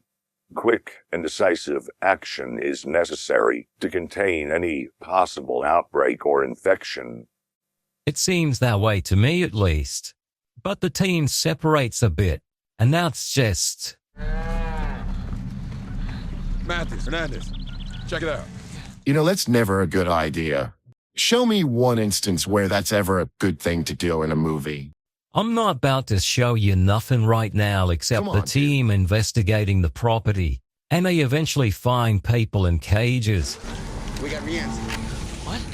Why would they keep Rian's in a cage? People being kept alive as food. You know, it's kind of sick. And they eventually go and find the singular undead. Where is it? Where is she? The attic. It's locked away in a small attic without any light. The Sorge, Tom, and Jimmy, they go into the dark, and they hear it skittering around. If you're going to talk about bad ideas, all this wandering around in dark places... Did you get it? I feel as though that is a much worse idea than splitting up. The easiest thing to do would be to bring more light, but I'm sure that would have some effect on the budget, as Barry likes to point out. Unfortunately, it creates a skewed perspective of Rekill, our division, as to them knowing what they're doing, or coming prepared to any situation. That may be true, but it does create the perspective that they're not as well equipped in certain respects. Maybe they can't afford flashlights. Maybe that's a bit of world building. But that being said, the creature pounces onto Tom. Gotta do the job of putting down the both of them. You know, before Tom can turn. R.I.P., Tom. You died before we even got to know you. He did seem like a nice guy, but I don't think he was fit for this world. He was an expendable character. Basically told me not to be dumb. I think he'd be proud of me. You know, this is my way of honoring him. We all saw it coming. Did he survive even 5 minutes of screen time? Maybe 10. I won't go above 15. His death comes very soon after we are introduced to the team. This is his first day on the job, and he gets bitten. Oh, Tom got bit. Oh, no. A real shame, but it does demonstrate the high casualty rate. Someone has to go to set up the job is dangerous. And as we all know, The first person to die is usually either going to be the seasoned veteran, a few days from retirement, or the rookie filled with hope and optimism and a bright future, a poignant yet cynical perspective on life. To kill the man who has served and is only just about to reap the rewards of his service, or the one which has so much to give, so much hope and potential. Come on. What? I don't know what to tell you. Just look at things can't be that bad, all right? Just things aren't that bad. But I will point out that there isn't anyone like that. There's no old veterans on the team. Yeah, except maybe Sarge. There's one thing about this war that's different from the other conflicts. There's no scars on the veterans. It's a dangerous job and no one lives that long. I reckon you're right. They do reinforce that point in two different ways. All right, let's make the boys mark. Jimmy the cameraman's the only one who voices it aloud. And Trent, the bogan that he is. She was shit out of luck, Tim. His name was Tom. Whatever. I'll be glad to see the back of that one. They're sent to intercept a ute driving erratically. Need you to intercept a semi-truck less than a quarter of a mile away from your current location. It's been linked to smuggling on Dad, so they rush towards it before engaging into a car chase scene. It is a very tall car chase. There is not much to it. Just two trucks driving at low speeds on empty streets.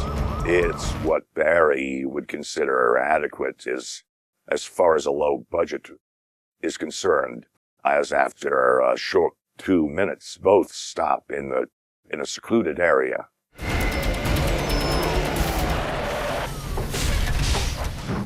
And maybe it's not the best I've seen, but all division stops the ute. They detain the blokes driving it. Get out of the truck! On the ground! Before going to investigate the bark. And this is really where they show off just how smart the zombies are. CD players in here. There's nothing else in there. There's nothing else in there.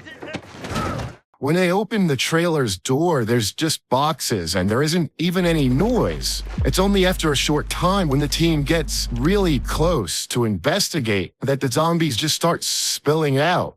They were operating well beyond instinct at that point. This had to be a deliberate action. It was certainly beyond the typical zombie brain dead intelligence, displaying a degree of restraint. But if Marcus considered the chase filler, then this has got to be chock full. It feels longer than necessary. There's a lot of time spent with zombies just spilling out the back of the ute, with the team just standing around mowing down the oncoming horde. It's incredible how many zombies they fit back there. There's just no way that it could be otherwise. It's impossible. They would have been pressed together like sardines.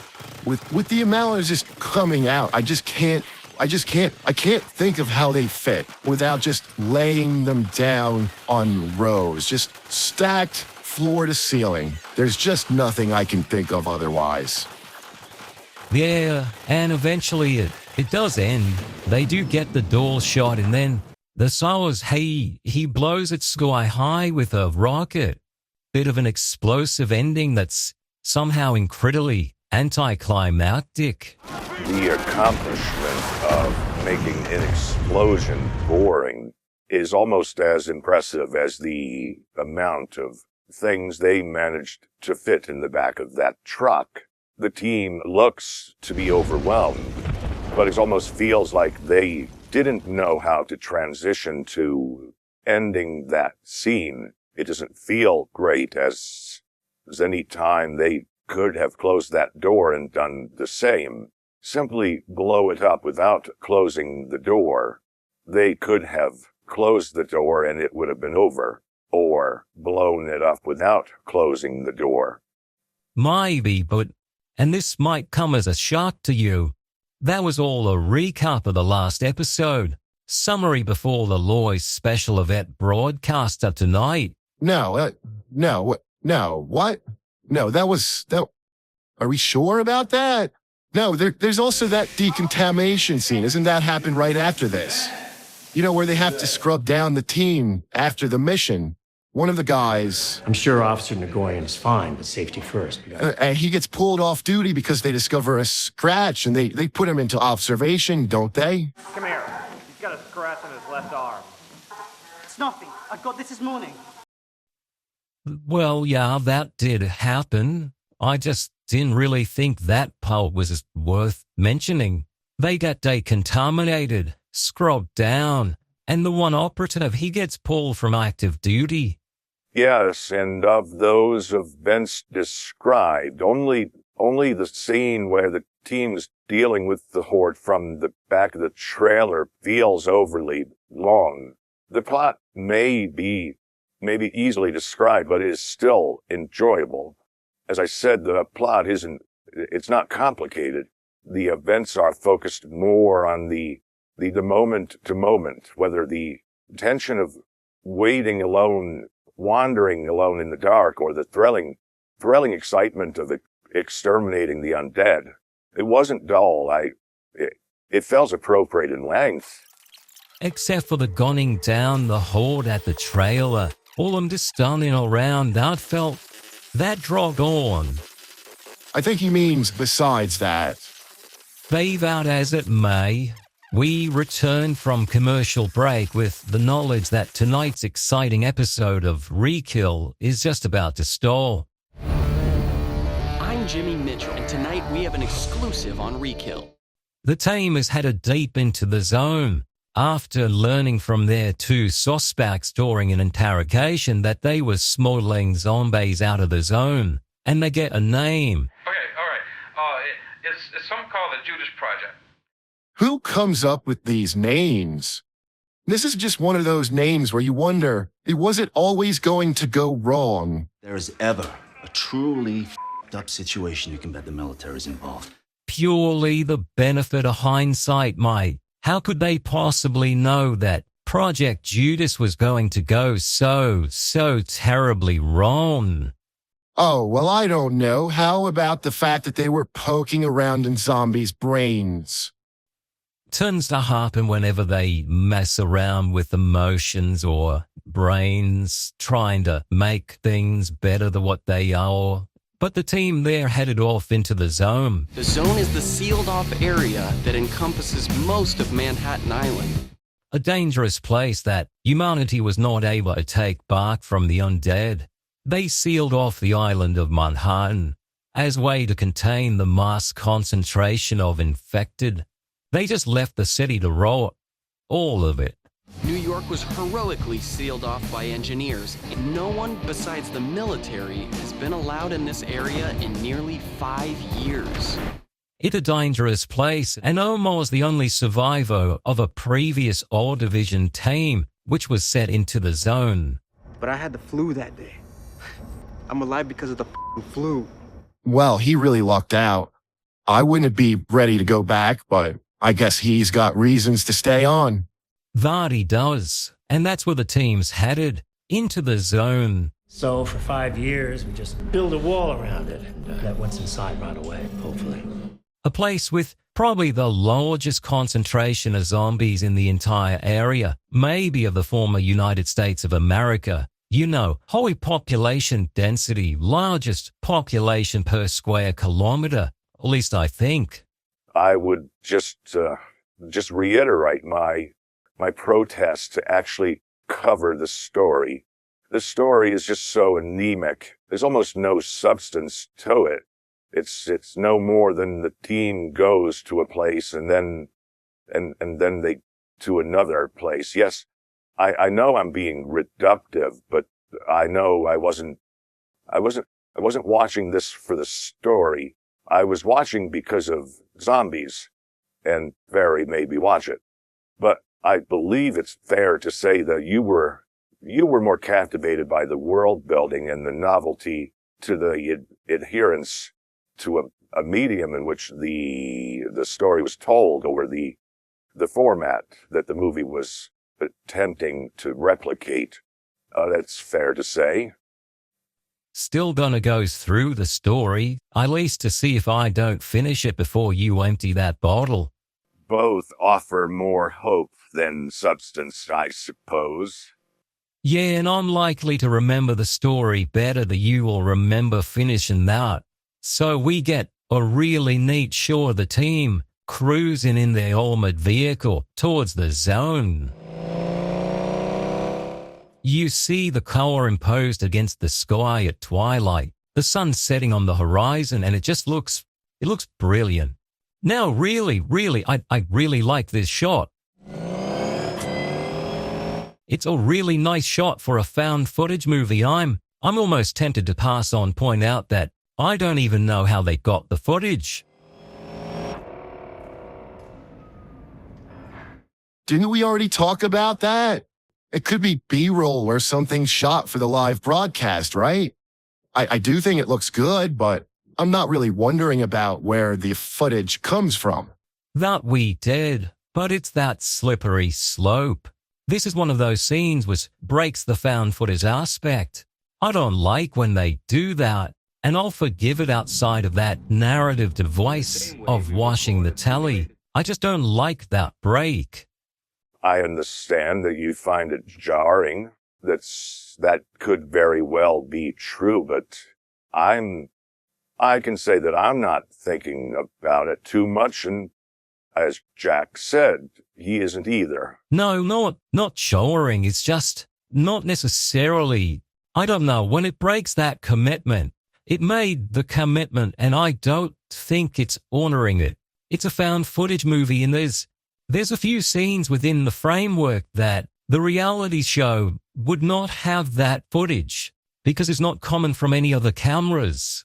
Perhaps then you might hate the other half of the movie when they entered the zone due to how they are forced to collect the footage for broadcast. Every 2 hours, our re-kill drones are going to rendezvous with us. Yeah, it bothers me. They do set up this convoluted method. They make an explanation of how this whole live broadcast is going to work. And ferry our camera footage back to our mobile broadcast studio. And then they just kind of forget about it at a certain point. At least I think so, if I'm reading how everything's going correctly. And then directly into your home. So sit back. You mean they're filming everything live, but because of how the cameraman have to link up with a drone, which then takes the footage back to a van to have them edit it and relay that footage back for broadcast. They provide a laborious explanation for how it works. That they do, and I think it's a bit silly. I understand the need to explain it, but they might have done so with just a mobile transmitter they were carrying, some kind of drop point where they knew they had Wi-Fi, some sort of signal out of the zone. Even then, it wouldn't have solved my issue, so I don't need to offer any sort of fix for that. My point is, they set this up, they explain it to the audience, and I'm pretty sure they just forget about it. They just forget the rules when it's inconvenient.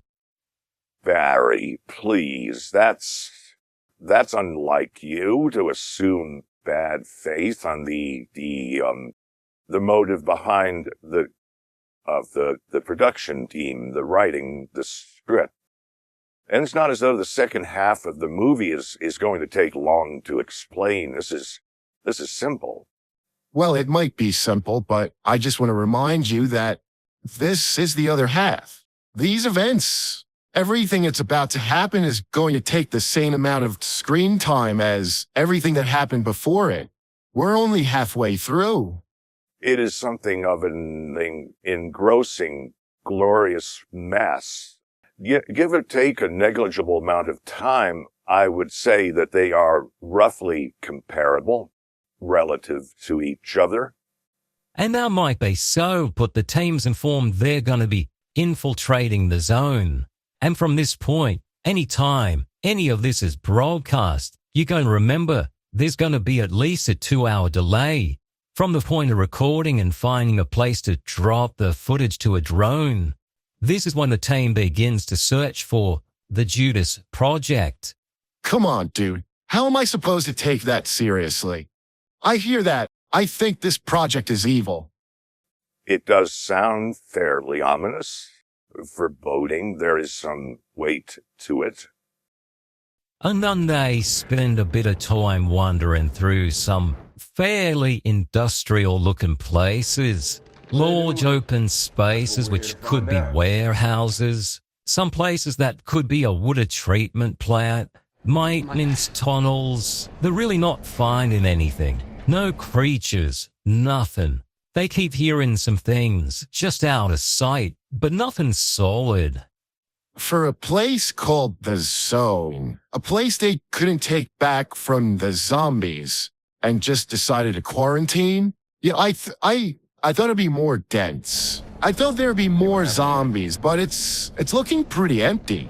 Yeah, that perhaps one sound from the team would alert all of them to come rushing, but perhaps with their upgraded intelligence, they know to stay away.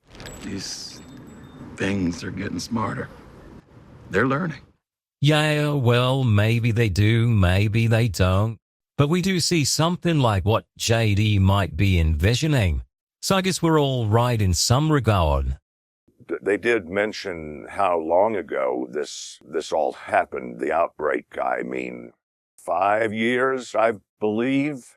Is that how long this city has been sealed off? City that we never managed to clear after the outbreak. So for 5 years, build a wall around it. You would think that during that time, some of them might have decayed or died off due to the malnutrition or starvation. We can't win this war. Whole thing's gonna end with us dead and gone and these things wandering around starving to death. Before you say it, there could be explanations for why zombies won't rot, yes, but their flesh is dead and it would break down. They mentioned earlier in the movie, or at least alluded to the fact that zombies had to be fed. Oh, Jesus. Just food for whatever they got inside. Those people were keeping the zombie in the attic, and they were feeding people to it. And that don't exactly mean it needs to eat. That could just have been some misguided effort. They were also under the thought that there would eventually be a cure. We're protecting her! You're gonna see if there's gonna be a cure! You don't know there's not. Might just be a failure of logic on their part. They were desperate in clinging to hope, but the zombies should still deteriorate given enough time. What? You want me to find some peer-reviewed studies that prove zombies eventually break down? Or they decompose? Well, you start looking for that. And while you do, we can go back to how the team is wandering around the dark corridors, the empty hallways, when eventually they do happen upon a zombie. Sarge. Oh, shit.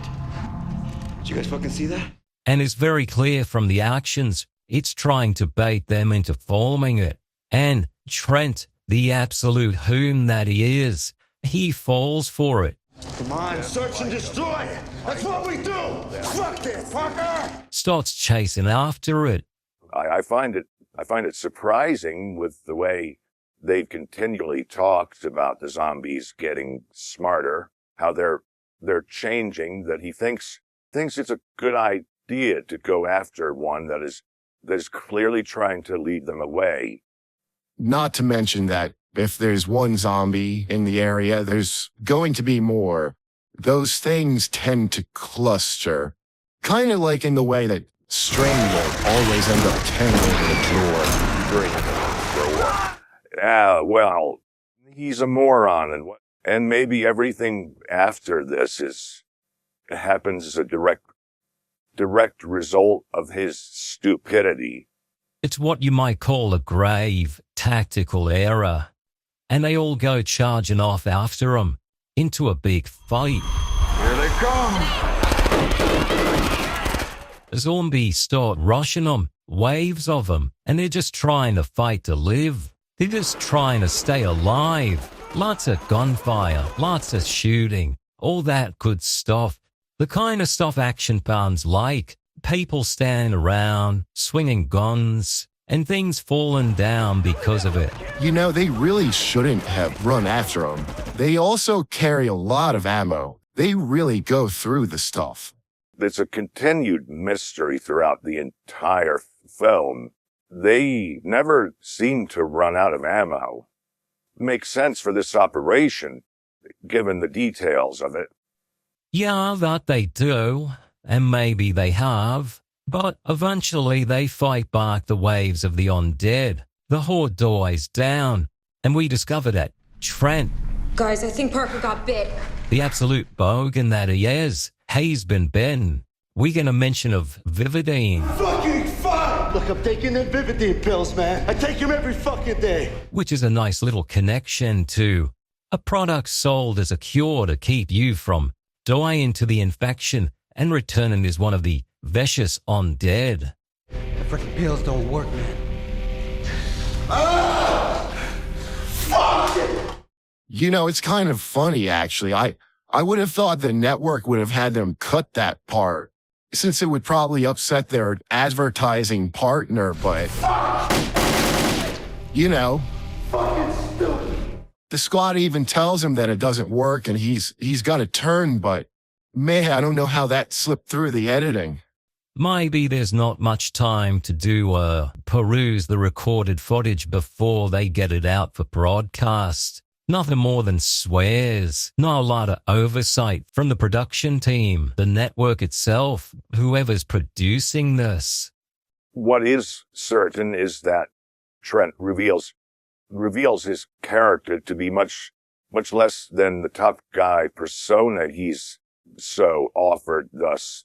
He's not just an asshole. He has cracked under pressure. It makes sense why he got upset when Tom died earlier, perhaps. I think he's come face to face with his own mortality and lashed out due to a fear. He's a coward. Whatever. Parker, stand down. Stow your weapon. What if you got bit? How would you react? Back the fuck off! I'm not infected. Sarge. Do it, I'm gonna have to do it. Fuck you, Lennis. Maybe so, but the big soylent bastard bear, he doesn't say much, but you can say he's upset. Maybe tears in his eyes as he knows that he's got to put down his friend.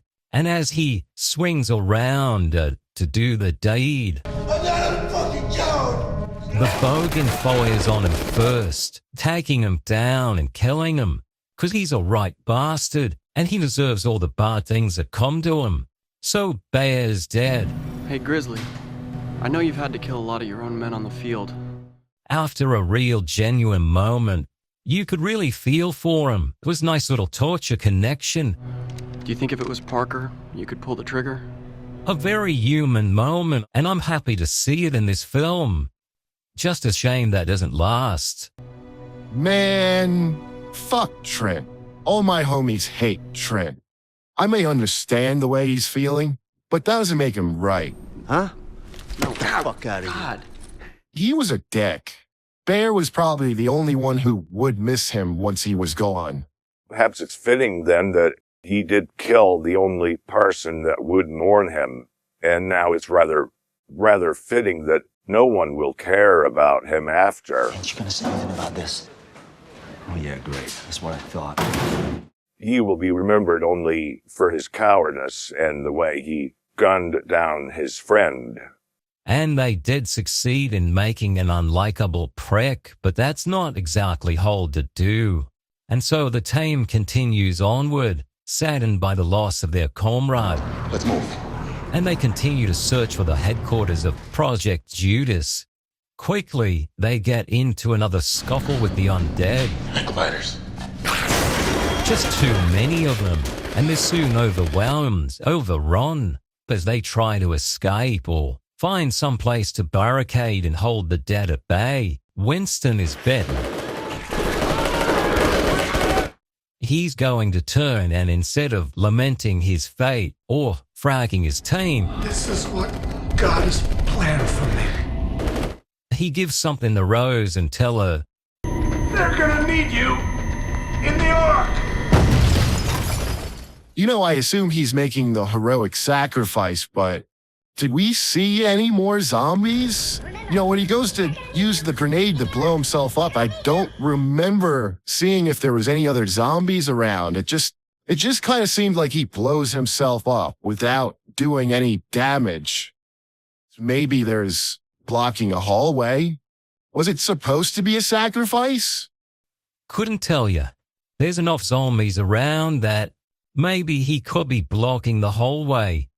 So Winston's dad can't say they really care too much. The Ark is God's home for those he has chosen to survive. He was a good guy, and I guess I liked him, but I didn't really spend enough time getting to know any of these characters to really care about him. That and he was a bit of a nut. Do I think Winston's right about his Ark? No. No, it's definitely not a strong point of the movie, but perhaps his beliefs will be vindicated in the future.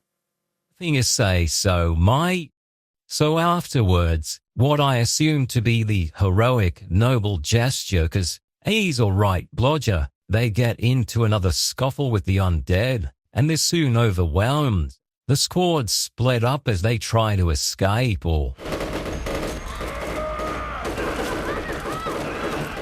You know, thinking about it, they split up through a large area and they set it on fire. That Omar and Bobby, at least I think it was Bobby, the one cameraman, split from the team. Private Hernandez they were attacked and taken down by the burning undead while Bobby watched her. I suppose filmed in horror. All of it was recorded. Rose, Jimmy, and the Sarge, they get pushed off in a different direction. I didn't see what actually happened to Bobby. Wait, is that what happened? How we'll did they get there? For now, after the burning dead take down Omar, it cuts back to the other group. Jimmy, Sarge, and Rose, they continue down the corridor, being chased to I guess it's a sealed door that they just can't pry open, and zombies are pouring down after them. And you know, they're even polite about it. Once it seems like Sarge and Rose are out of ammo, the zombies wait for them to pull out their protective gear. In their words, so they're not going to be bulletproof. What are you doing? Why are you taking your gear off? In case they get us. So we're not bulletproof. And I'm not even sure of the necessity of that act. Given the different ratings and types of bulletproof vests, the hard plates or soft, the material would still wear down after several shots and lose its effectiveness, thus needing to be replaced.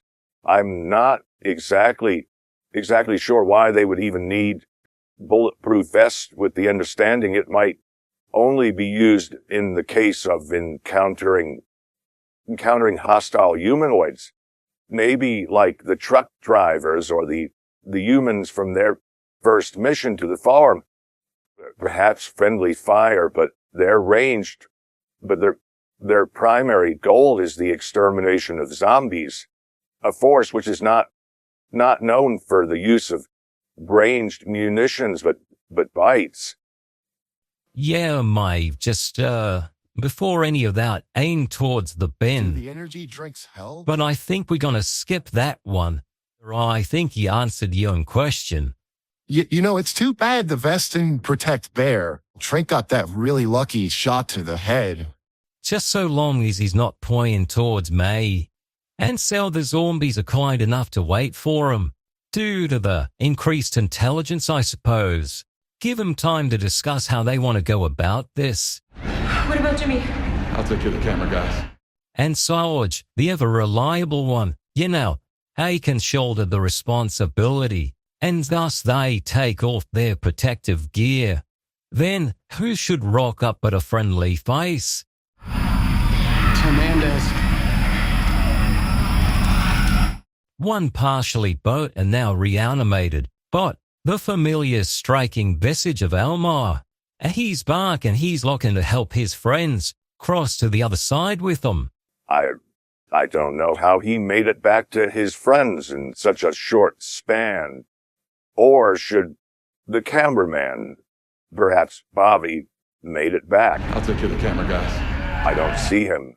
Yeah, the guy filming it, is he mixed in with the horde?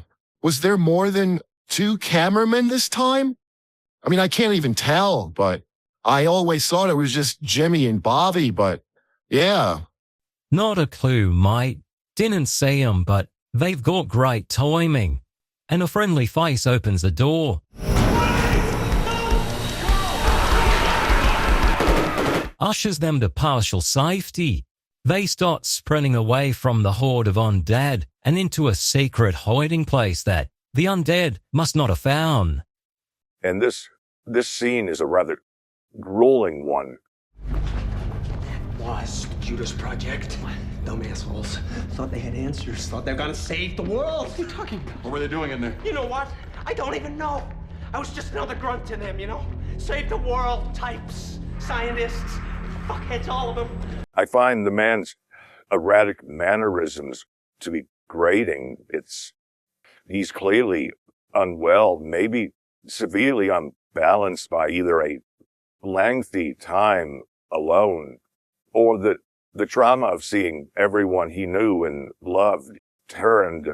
He is the sole living survivor of the project, a grunt set to protect the scientists. Mr. Lucky. That's all that's left of the Judas Project. Trying to find a way to make them turn on each other, to fight each other. Yeah, I get that they wanted a secret place to test, and they probably wanted a fresh, steady supply of the undead to work on, and no one's gonna bother them all the way out here. Maybe even it was a concern of public safety, but why in the world would they do it in a place like the Zone? I mean, they're cut off from everyone else. Would they still even be able to get supplies or keep the power on, even if it's just for lights, but... Still got power. So whatever happened down here, Not long ago. or nobody knows about it. Anything can go wrong, and then what happens? Well, I suppose this is what happens, mate. Something bad. Just like everyone dying and no one being around to know about it. You think someone would be keeping tabs on a project like this, but they all cocked except for him, and the project went radio silent without being noticed. It's good that you mentioned the power being kept on, as they did mention the lights, I believe. I wonder how it's being kept on. If it's a generator of some kind, it wouldn't need to refuel it. It wouldn't last forever, and most likely not for the length of time this unhinged man is reporting to them. I lost track of time, but it's weeks ago now. 3, maybe 4 weeks. If it's still connected to the power grid, I want to know why someone didn't notice that there's still power being piped into an island inhabited only by the undead. Those are all excellent questions. Really? So, next question. This one is more of a statement. I don't like the scene. Like they had ideas. I know how to say it. I'm not an egghead. I'm a scientist just doing my job. This man is exposition, and we're very, very near the end of the film. He is explaining everything that happened to Project Judas. One of them, he was different. They all changed. The way they acted, the way they watched us, how they changed. What happened, what they were doing, what they were attempting to do, how all the scientists died, what their intentions were, and this zombie that they called Elvis. Well, he was the king. Oh, thank you very much. But they also have helpful footage that I guess Project Judas recorded for them. And it's like wading through a swamp with the guy, waist deep in the muck and exposition. He's weighing us down, threatening to suck us under. There's a lot to unpack here, and the man's been surviving somehow, I guess through scavenging. But he's got all the files, and honestly, it surprised me that he wasn't going to be trying to do nothing to him. He just wanted to help and get the word out. About 2 hours. Then we still got a chance. We gotta let people know. Come on. A surprise, but a welcome one. It was also surprising that he had managed to safely store away all the files and information, all the details of the project. That must have taken some doing, skittering around in the dark, trying not to be discovered. I will relate on the singular point that the exposition isn't unnatural given the situation. He needs to explain it to the remaining members of our division as they are curious. They came for this purpose of discovery. He has good reason to explain it. My criticism is towards the amount of information which is dumped upon the audience. There is a great deal in such a short amount of time. That's all right, Deluge. It does feel a bit of an overload, but like I said, I feel like Mr. Lockie is a good sort. Might not be sure how he survived down here, and he doesn't answer the question. How did you survive? I guess I was born lucky. But he's an all right bloke. Yeah, except for, the whole helping to cause the downfall of humanity. He seemed like an all right guy. They even come up with a plan to get everything on one of those footage collection drones. That is, if they can make it back to the surface to signal for one. Every time we go outside, the network sends drones so we can upload the files. If we can just get off. Just so. It is what it is. They do what they do. And whether any blame can rightly be heaped upon him or not, he did save their lives. And now, because of him, they discover the project. It's all been explained to us, all laid out. And, except for all the deaths, things seem to turn around. They just have to report their findings, so they get a move on, through more of those abandoned maintenance tunnels, service shafts. How far do these tunnels go? Oh, forever. I think they link up with the subway somewhere. Off we go. They're crawling through more of the dark. Along the way to wherever they're going, they're climbing across some scaffolding, or maybe it's an elevated walkway. There's a catwalk up here. They're looking down at, well, it's a whole heap of undead. There's thousands of them. It's practically the entire island of Manhattan. It almost looks like they're having a rave. The way they're all tightly packed together, moving. Just put on some music and maybe some gel lights, some fog, and some heavy drug use. I think we have a party. Whatever reason, I suspect it may be due to the king. It seems all the undead have gathered together in whatever this is. It's something. It's a large open space, and we see Elvis the leader getting funky. I would have thought someone would take the shot at this one particular zombie. It seems to have turned all the other zombies, so perhaps eliminating him would quell his effect. His presence alone seems to have caused this change. Well, the king had quite the effect on crowds. But no, they don't take the shot, and no one knows if that would even reverse this change. But as they're trying to get a better look at things, I'm gonna go get this shot. Bobby's getting the shot. they drop one of the cameras, cameraman and all. Well, yeah, the zombie comes charging up from behind them and grabs, I think his name is Bobby. It grabs Bobby and they go tumbling down.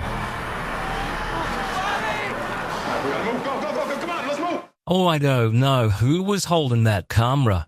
Like I said, I didn't see Bobby return to the group after Omar was taken to the ground by the burning undead. What I do know is this.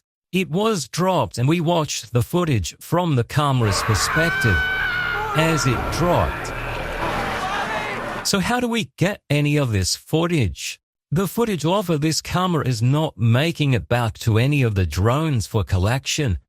So anything shot by this camera should be lost, unless this isn't footage which is being broadcast, you know, in the way they said it was, and this just happens to be footage which was being shown to the audience, which goes a bit against the whole format of the movie. Welcome back to Rekill. If you're just joining us.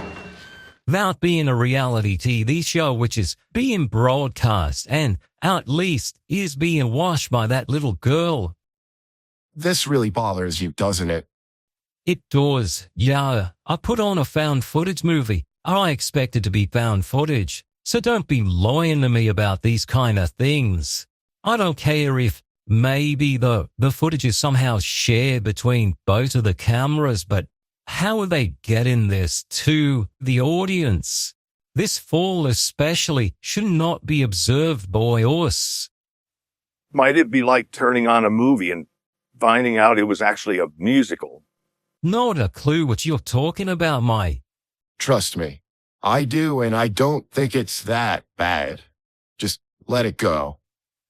Right, whatever. So a camera that's filming falls off the walkway because a zombie comes running up behind them, knocks Bobby and the camera down into that writhing horde teeming below, alerting all of them. And as I mentioned earlier, I never saw Bobby reconnect with the group, and someone had to be filming the moment Omar was taken to the ground by those burning undead. And I don't know how he managed to make it back to the group. We saw Bobby with the camera just before he slipped off the walkway, but I didn't think of it at the moment. I had assumed he had died by then, but there was a scene or two where he popped back up between. It's a shame because I can only suppose he might have come back at some point off screen. So what? It's either a plot hole, a moment they didn't show that happened off screen, or there was a third cameraman.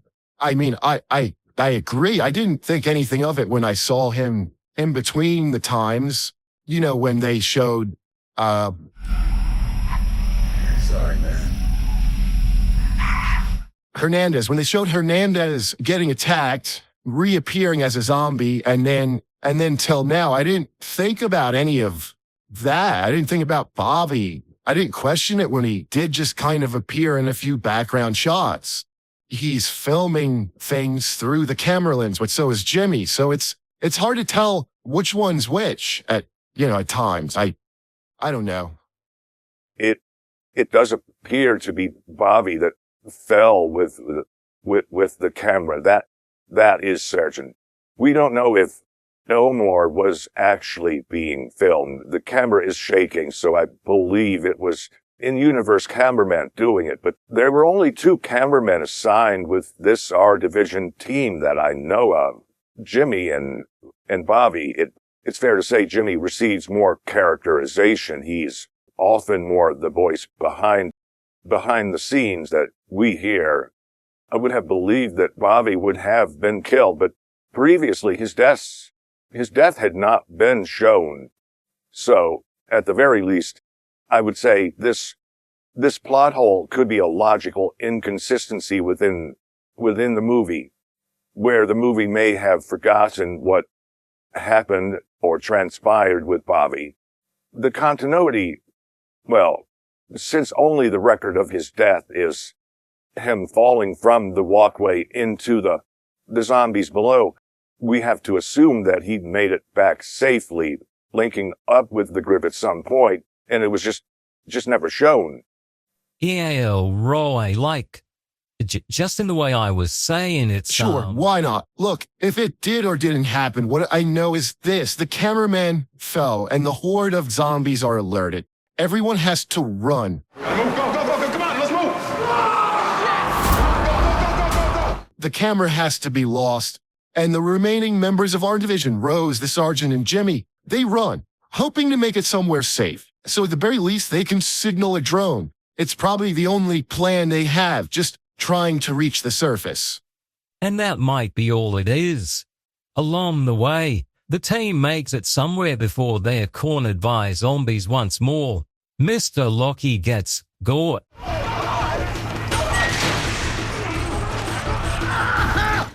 Trying to save everyone, keeping a door shut. I think they might have shot him off screen. Easy out, come on! Sarge, easy out! Good way to go. Plain of being a hero. Just too bad he cocked it. It's better than how Trent does it. So far, that's 2, maybe 3 heroic deaths to Trent's singular cowardice. Our division it's holding up in its integrity. Do you want to give them a gold star? 2 out of 3 is a good ratio, is it? I said 2 or 3. I can't help but you here. Depending on how we count there, that might place it at 3 or 4. It doesn't matter. Mr. Lockie cocks it. The team executes him so he doesn't turn and... Let's go! The team makes it somewhere before they're cornered by zombies once more. Rose and Jimmy, they tangle with one of the things, and it might be the king. I do like that during the extended entanglement, Jimmy finally is able to take some initiative.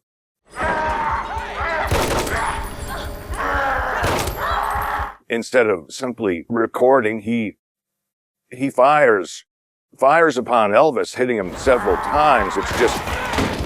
It's just unfortunate that his singular act of heroism is rewarded with a bite, and he's not a good shot. Good for Jimmy, finally standing up for what's right and getting in on the action. And that might be 4 or 5 acts of heroism to one shitty one. Don't be a Trent. Yeah, shame that one. Again, the poor kid Ben probably turned. Rose and the big log, they tangle a bit some more before crashing out a nearby window. We get another instance of seeing what we really shouldn't be saying. It's not even footage this time. It's the typical movie perspective, that fourth wall. No actual camera, just seeing the events take place. Rose and the big log, they tumble out the window, crashing into the ground, and Rose takes them out before laying out exhausted. She might need a moment to collect herself. Finally, at least someone killed the king. Yeah, but it doesn't seem like it actually helped. I mean, I get it. I get why you'd want to kill him, but it doesn't seem like it actually did anything. No, don't think it did. Not much at all. But back inside the Sarge, a good mind, till the fitting end, he comes back while being chewed on, bursting heroically through a doorway with all the biters all over him. And he lives up to that promise. What about Jimmy? I'll take care of the camera, guys. And that's kind of it. That's all of it. Jimmy is... well, he's dead. At least he was executed before he could turn. Sarge is dead, but he might be coming back if he didn't have one more shot in the chamber saved for himself. Elvis has been re-killed, and, well, at least for now, the fate of Rose is left ambiguous. And you're now all as mad as a cut snake. How did any of that footage, any of the stuff that we saw in that second half of the movie even make it back but broadcast? Re-kill is filmed live on a 2-hour delay. At some point, they should have been radio silent, and everything which happened would have been a mystery, never seen or aired for the rest of the Re-kill broadcast. It boggles me mind. Every 2 hours, our Re-kill drones are going to rendezvous with us and ferry our camera footage back to our mobile broadcast studio. Perhaps another off-screen moment. The reason why Rose was able to make it out. She was alive, and perhaps she had duplicates or some of the footage, maybe even one of the cameras. She was able, perhaps, to signal a drone and get it all collected, including herself. Maybe it wouldn't be broadcast, but one can only speculate. Oh, my, you're spoiling the big twist. Second, she'd either have to go back into that room, back up from the straight or alley into at least the second floor, which may still have been teeming with the undead, to gather the camera. She would have needed to have that duplicate footage of everything, up till the moment right before she landed outside the window onto the straight. She might have more from before that. Maybe when they were with Mr. Lucky in his little hiding spot. Maybe they made duplicates then, but everything else would still be unseen. Or, maybe this footage was found after everyone lived and, they wiped out the zombies and found this footage just laying there in an empty apartment. Truly the horrors of modern cinema and film in general. I don't know about that, but the reality program ends and it goes into a news broadcast about... This program to bring you breaking news about the undead coming up from the sewers below the city of New York. But now it appears a large group of reanimists is headed toward the barricade. They're attacking people. It looks like they're having another outbreak. Early estimates of the numbers, 50,000 or more. The second big one that the Sarge had alluded to earlier in the movie. It only takes one uncontained bite and trigger another massive outbreak. It's only a matter of time. Yeah, that second big one. It doesn't go well. Killing Elvis didn't help, and these smarter zombies, they're out of control. We pull back out of the TV. The house from earlier, it's revealed to be in shambles, and the girl, the little child, is now a zombie. She grabs a rat, no doubt for food, and as the film pulls away, it's revealed that her home is near to where a fortified mountain bunker complex was previously established. The very same mountain complex Alex was talking about throughout the film. Officially, it's called NS-115. It's a decommissioned nuclear facility. It really is crazy. It turns out he was right all along. I still find it less believable that Rose somehow managed to survive, that she was able to make it out of Manhattan, an area sealed by the military to keep back the swarm of undead within, and then made it to Virginia. What's happening? We got another radio call. More survivors. Well, boy, the logic of being picked up by the military. Once she makes it out of her zone, making it to Virginia seems to be the easy part. If it is employed that she managed to signal one of the drones for pickup, and managed to get duplicates of the information back to someone in charge to relay what she learned about Project Judas. Least they could do was take her to safety. After all, they just had to deliver the footage to All Division. Maybe all she had to do was hide and wait for a lift. Seems the least they could do was take her with them. Yeah, but there's a lot of zombies within that city. I still find it difficult to imagine she was going to survive for any length of time after that whole, scuffle with the zombies. I would argue it doesn't need to be likely. It just has to be possible. So long as there is a chance, then there's a chance. Not likely, but not impossible. Society's breaking down again due to the second big outbreak. And there the Ark, talking about gathering up all the survivors and hearing distress calls. And maybe Alex might have been right. The Ark is God's home for those he has chosen to survive, to start over. Humanity might not be wiped out with this one. Yeah, but it's kind of a shame that we probably missed the most interesting parts of the zombie outbreak. The initial outbreak, we missed that, and now the second big outbreak.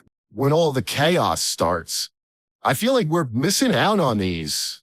I don't know if you got shafted, but really, we missed the big party. Like showing up for a concert a day late to help clean up the venue for the next concert, only to leave right before the big show starts.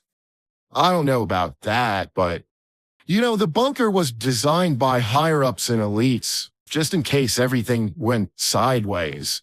It's all left ambiguous as to whether or not there is a God and he has a plan. It's not even addressed except for Alex, and, he has a bias and a perspective of his own. Still, everything's gone sideways, and the bunker is safe, I guess, for now. Hopefully it's well fortified. And that's the way the movie ends. Just fades to black right there. Rose being a leader, in command, and she's directing people on how to respond to the situation. So, all's well that ends well, I suppose.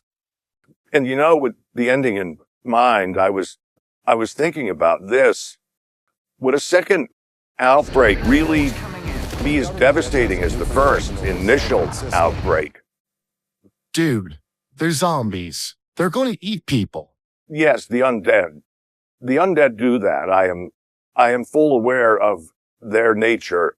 Everyone is afraid of the dead, of becoming them especially, but do bear in mind that the initial outbreak, if my memory serves correctly, wiped out about half, at least half of humanity. Over 4.5 billion dead. If they mean converted into reanimants or actually dead, I can't be certain. But if half of the population of the world were reanimated, that is a vast portion of the population. Then, so what? What was it at that time? Half of 7 billion people, roughly? A 3.5 billion undead at maybe? If the population hasn't risen in the time since and the world is still in recovery, we say they're half of a half. So 1 billion or 1,750 million? That's still devastating if that's how it shakes out. Yeah, but we don't know how much of that initial outbreak, the initial zombie population following the outbreak were even re-killed. We don't know how many were turned, but we don't know how many zombies are still left. Just look at Manhattan. They didn't even bother to clear that place. The city of Manhattan has been quarantined. The zone is the sealed-off area that encompasses most of Manhattan Island. So let's say that they managed to clear out, 2/3 of that initial outbreak. That's astronomical to even think about. They were saying that there might be 1 billion zombies still left in the world, and throughout the course of this new big outbreak, we're adding another, I don't know, let's say 1.5 billion. That would be more zombies than humans at this point. That sounds pretty fucking serious to me, mate. That's not what I'm saying. The numbers are substantial, but they're not important. They could be overwhelming. It could be a bad situation. But the numbers are not the only factor for the kind of situation. I would argue that the devastation to humanity in the initial outbreak cannot be replicated because it was the breakdown of society itself, which might have been the most damning thing. I don't put down the bottle. Put it down. I don't understand. I don't think I'm falling. If it's not the numbers, if it's not how many people are killed, I don't understand. Help me out here. On with JD on this one. You're talking in circles. You're saying that it won't be as bad because society won't break down because society did break down? What, they got used to society breaking and people were, more ready to deal with the lack of some bigger than the individual protectorate, like a government? They know how to rely on themselves first and foremost? What? While that is not perhaps entirely true, the collapse of that previous society was due to that society being ill-equipped to handle or unable to combat this new manner of threat which emerged. The powers that be wouldn't even have known about it till the reports of what was happening was coming in. So what? They didn't know anything about it, but they do now? Yes, precisely that. The power structures on a national, maybe state level governments and institutions, they crumbled maybe due to a lack of knowledge. Therefore, this threat grew exponentially before these entities could react properly, learn how to combat this, and institute changes to procedure that might slow or contain the rate of infection. They had no knowledge of what this was and were unable to respond adequately to it. Well, yeah, maybe. The damage was done, spread out too quickly. Still think it came down to people surviving as individuals rather than as whole groups. Sort of that one economic theory, was it? If everyone does what's best for themselves and the whole group benefits. What? Maybe? Adam Smith said the best result comes from everyone in the group doing what's best for himself, right? That's what he said. Yes? Maybe? I don't know. Can you repeat that question? No, stop that immediately. This world is comprised of those which survived the fall of the previous world. This society grew from the remnants of that old world. Those survivors learned these lessons and thus would take the knowledge with them and pass it on to the next generation. They, after all, survived. They are now the institutions, the larger governing bodies, and thus they should be very aware of this threat, even on a basic, fundamental level, an existential one. They should know what to do, how to properly react. And knowing is half the battle. So in a sense, it does remove a big obstruction. Just being aware of what zombies are is a big step in the right direction.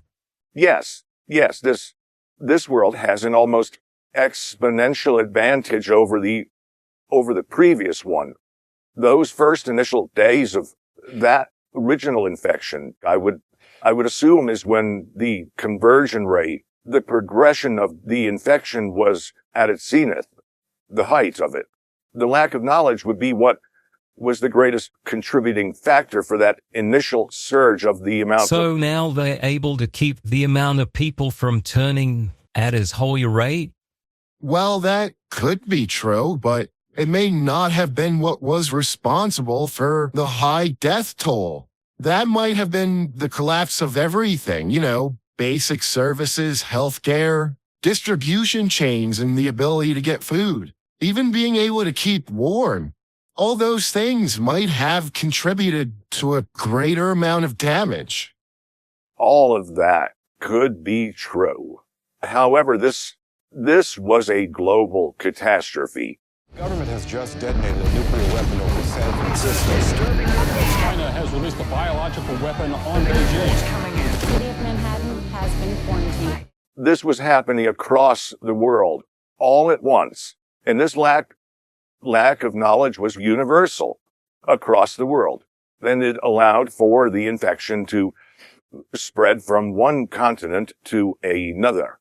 Maybe not appearing all at once, but before any government could understand what was happening and take the necessary steps to halt the spread into their territories. Oh, so that's where you're going with this one. I follow.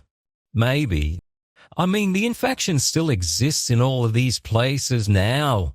But this initial surge, it's only going to be coming from, New York City, the area around the oil of Manhattan.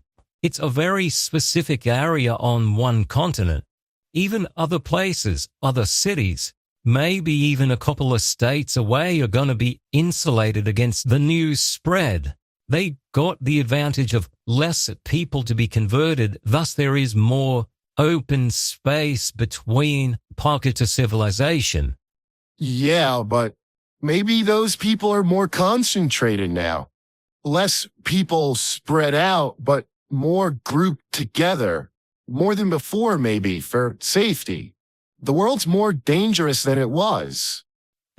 Could be, but that just might mean the infection can overwhelm one population center completely and without the ability to traverse the greater distances between these groups, could be unable to infiltrate to others. Yeah, but these zombies are smarter, right? They said it a lot throughout the movie. They're different. They're smarter now than they were before, and this is making them more deadly. Our division was having problems combating this new strain of infected, and we saw a couple of them be wiped out. So wouldn't this new infection be worse? Poppycock. That might be true, but they can't pass for human. The infection spread through a person-to-person contact without anyone knowing that there was an infection before. Armed with this knowledge, there are quarantine methods. Maybe the cities nearby, maybe even across the continent, wouldn't be able to contain the spread, but it's going to be much more difficult to cross international waters or to the other continents. Someone that's infected could still get on a ship or a plane and cross while they were infected, turning into a zombie en route to their destination, getting there before they turned, and maybe turning after they arrived. There's going to be a lot of scared, panicking people. They're going to do whatever they can to survive. Other survivors are going to be aware of what to look for. If there are international voyages of a kind, there is going to be quarantine protocols, maybe defense systems in place in order to monitor incoming or approaching vessels. Infection is a very real threat to them now. It's not simply a hypothetical. I imagine the paranoia would even increase once contact was lost with any place, any group of people, even once word from those places reached them that the things were going wrong.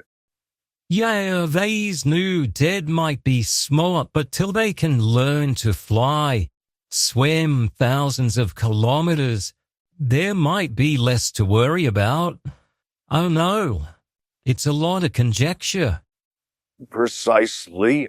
They may be smarter, but unless the undead have learned to perhaps overcome sub-zero temperatures without their bodies freezing, maybe to build boats or how to pilot airplanes, I'm fairly certain that they will have some trouble surmounting these kinds of obstacles. After all, the king is dead. Yeah, but so what? We did see that humanity might have taken a beating, but they have the Ark. That looked kind of impressive, at least. Exactly.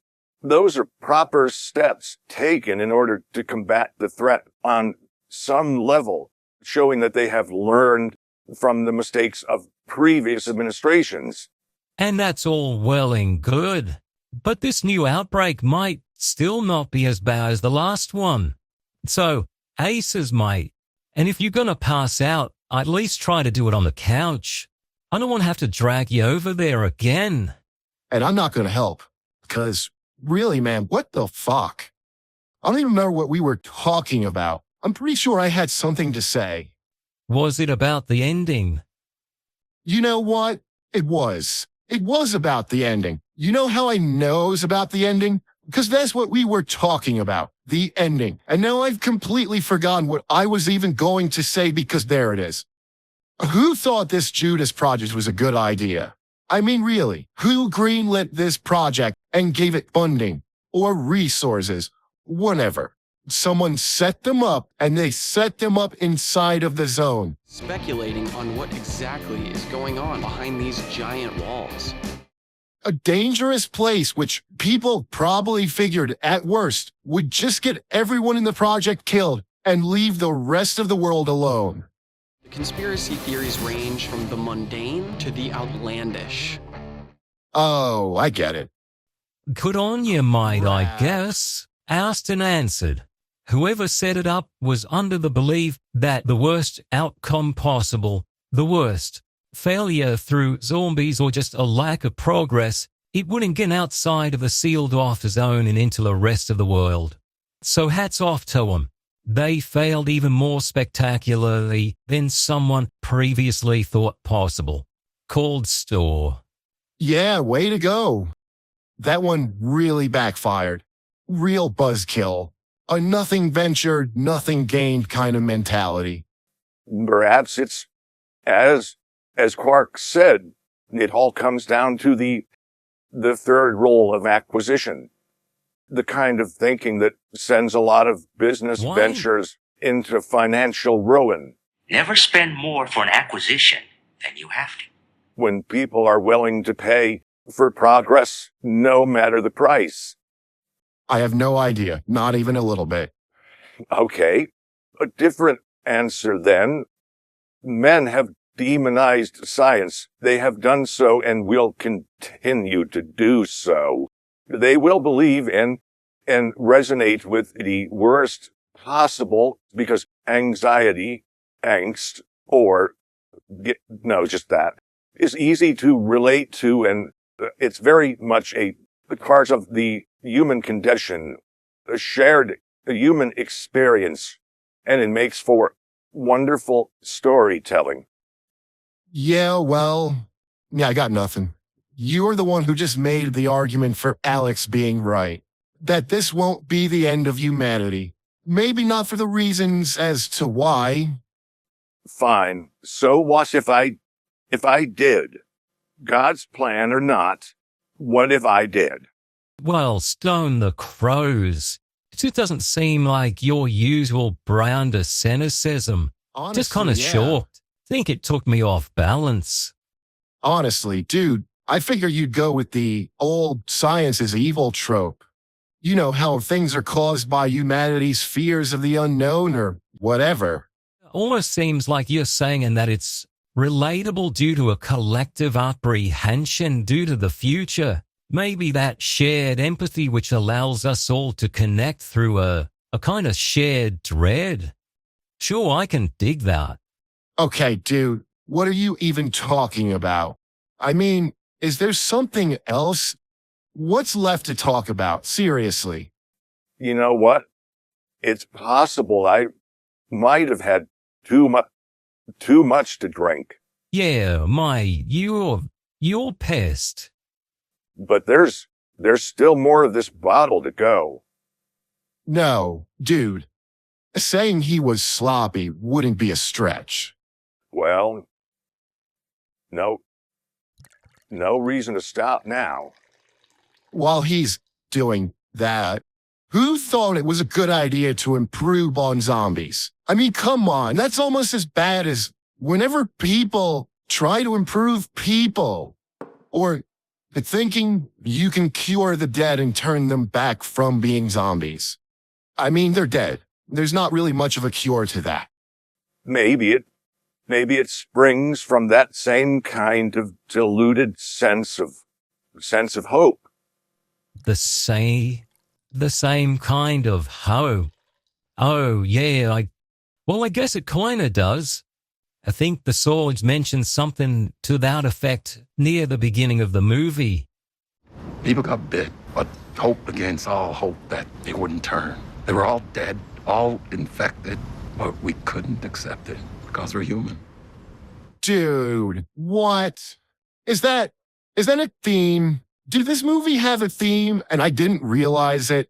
Come on, really?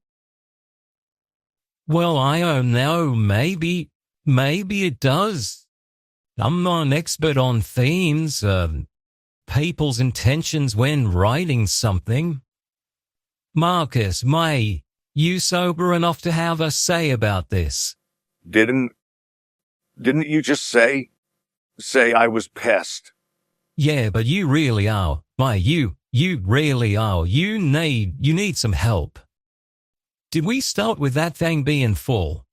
Yeah, probably, but that doesn't matter. The people that were trying to improve these zombies. Want to find a way to make them turn on each other? And you're saying they're suffering from the same delusional sense of hope, or, I don't know, desperation that the people from the beginning were suffering. We're protecting her. We're protecting her. You're gonna see if there's gonna be a cure. You don't know there's not. You don't know there's not. The ones in the beginning that were keeping a zombified family member, hoping to find a cure for being a zombie. Just one group had more resources. You could call it human nature, I suppose. Still, and I know this is gonna be a ripper considering we're talking about zombies, but how did they go from trying to get them to attack one another to causing not just one of them to be smarter, but all of the zombies to be smarter who came into contact with Elvis? Oh, one day we got a new batch, and one of them, he was different. They all changed. The way they acted, the way they watched us, how they changed. They started acting like in a group, like they had ideas. We had hunters. Locked them all up together.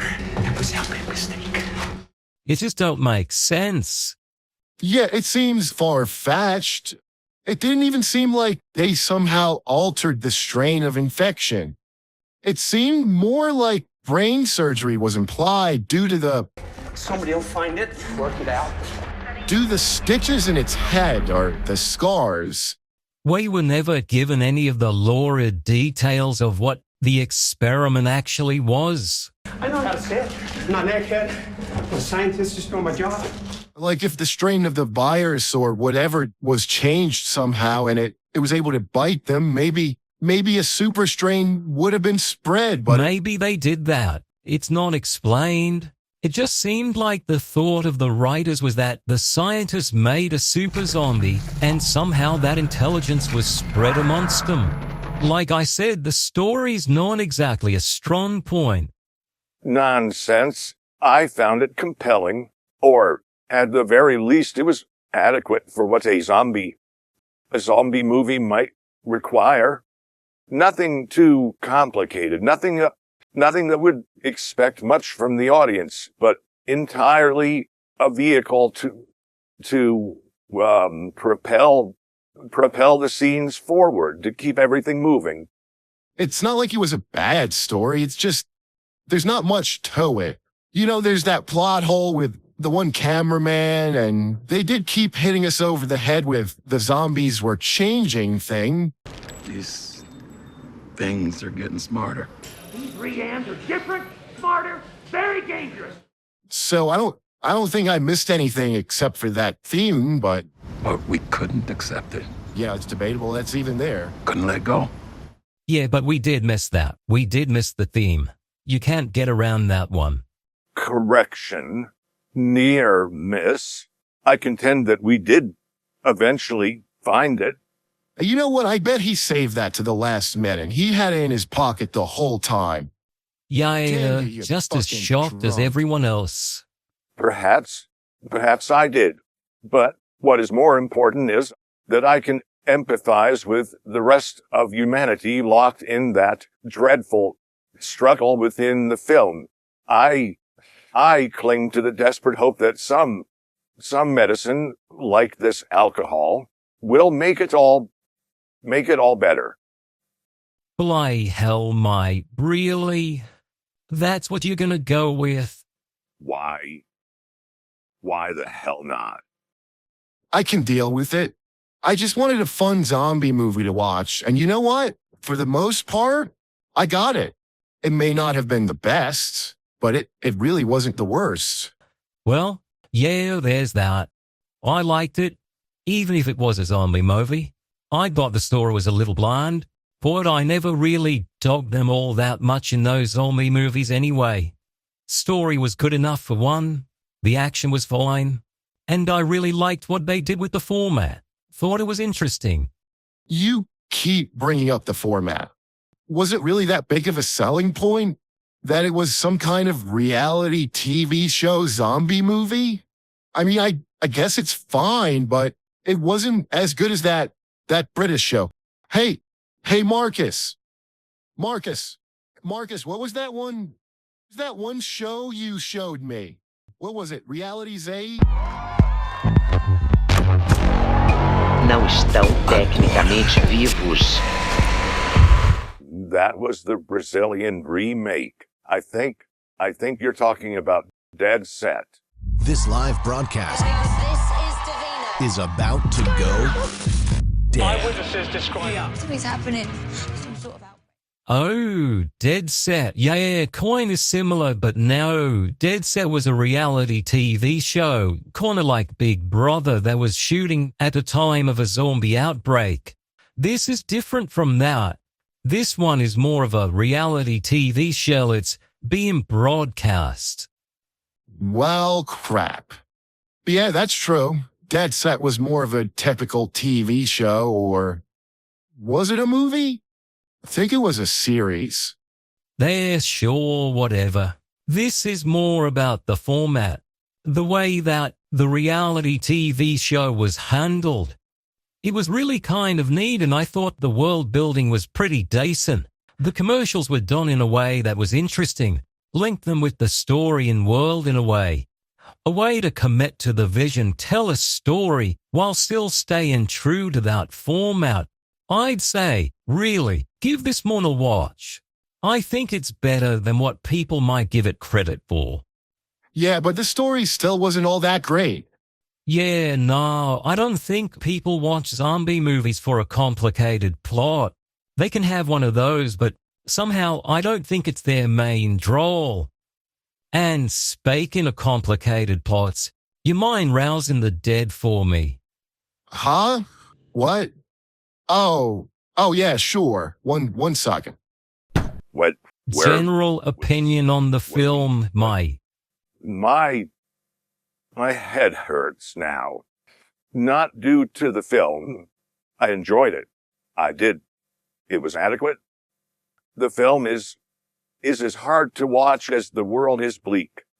It's dark, it's dismal, it's shaky. Things are a little shallow in some parts, but I would still say to give it a watch. Dude, sometimes I can't tell if you're serious. He's a fucker. Just chuck it on the telly. I'll have you know that I am extremely serious.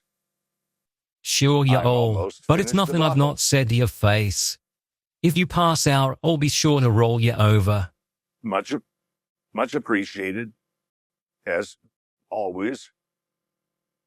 And there he goes. Ha!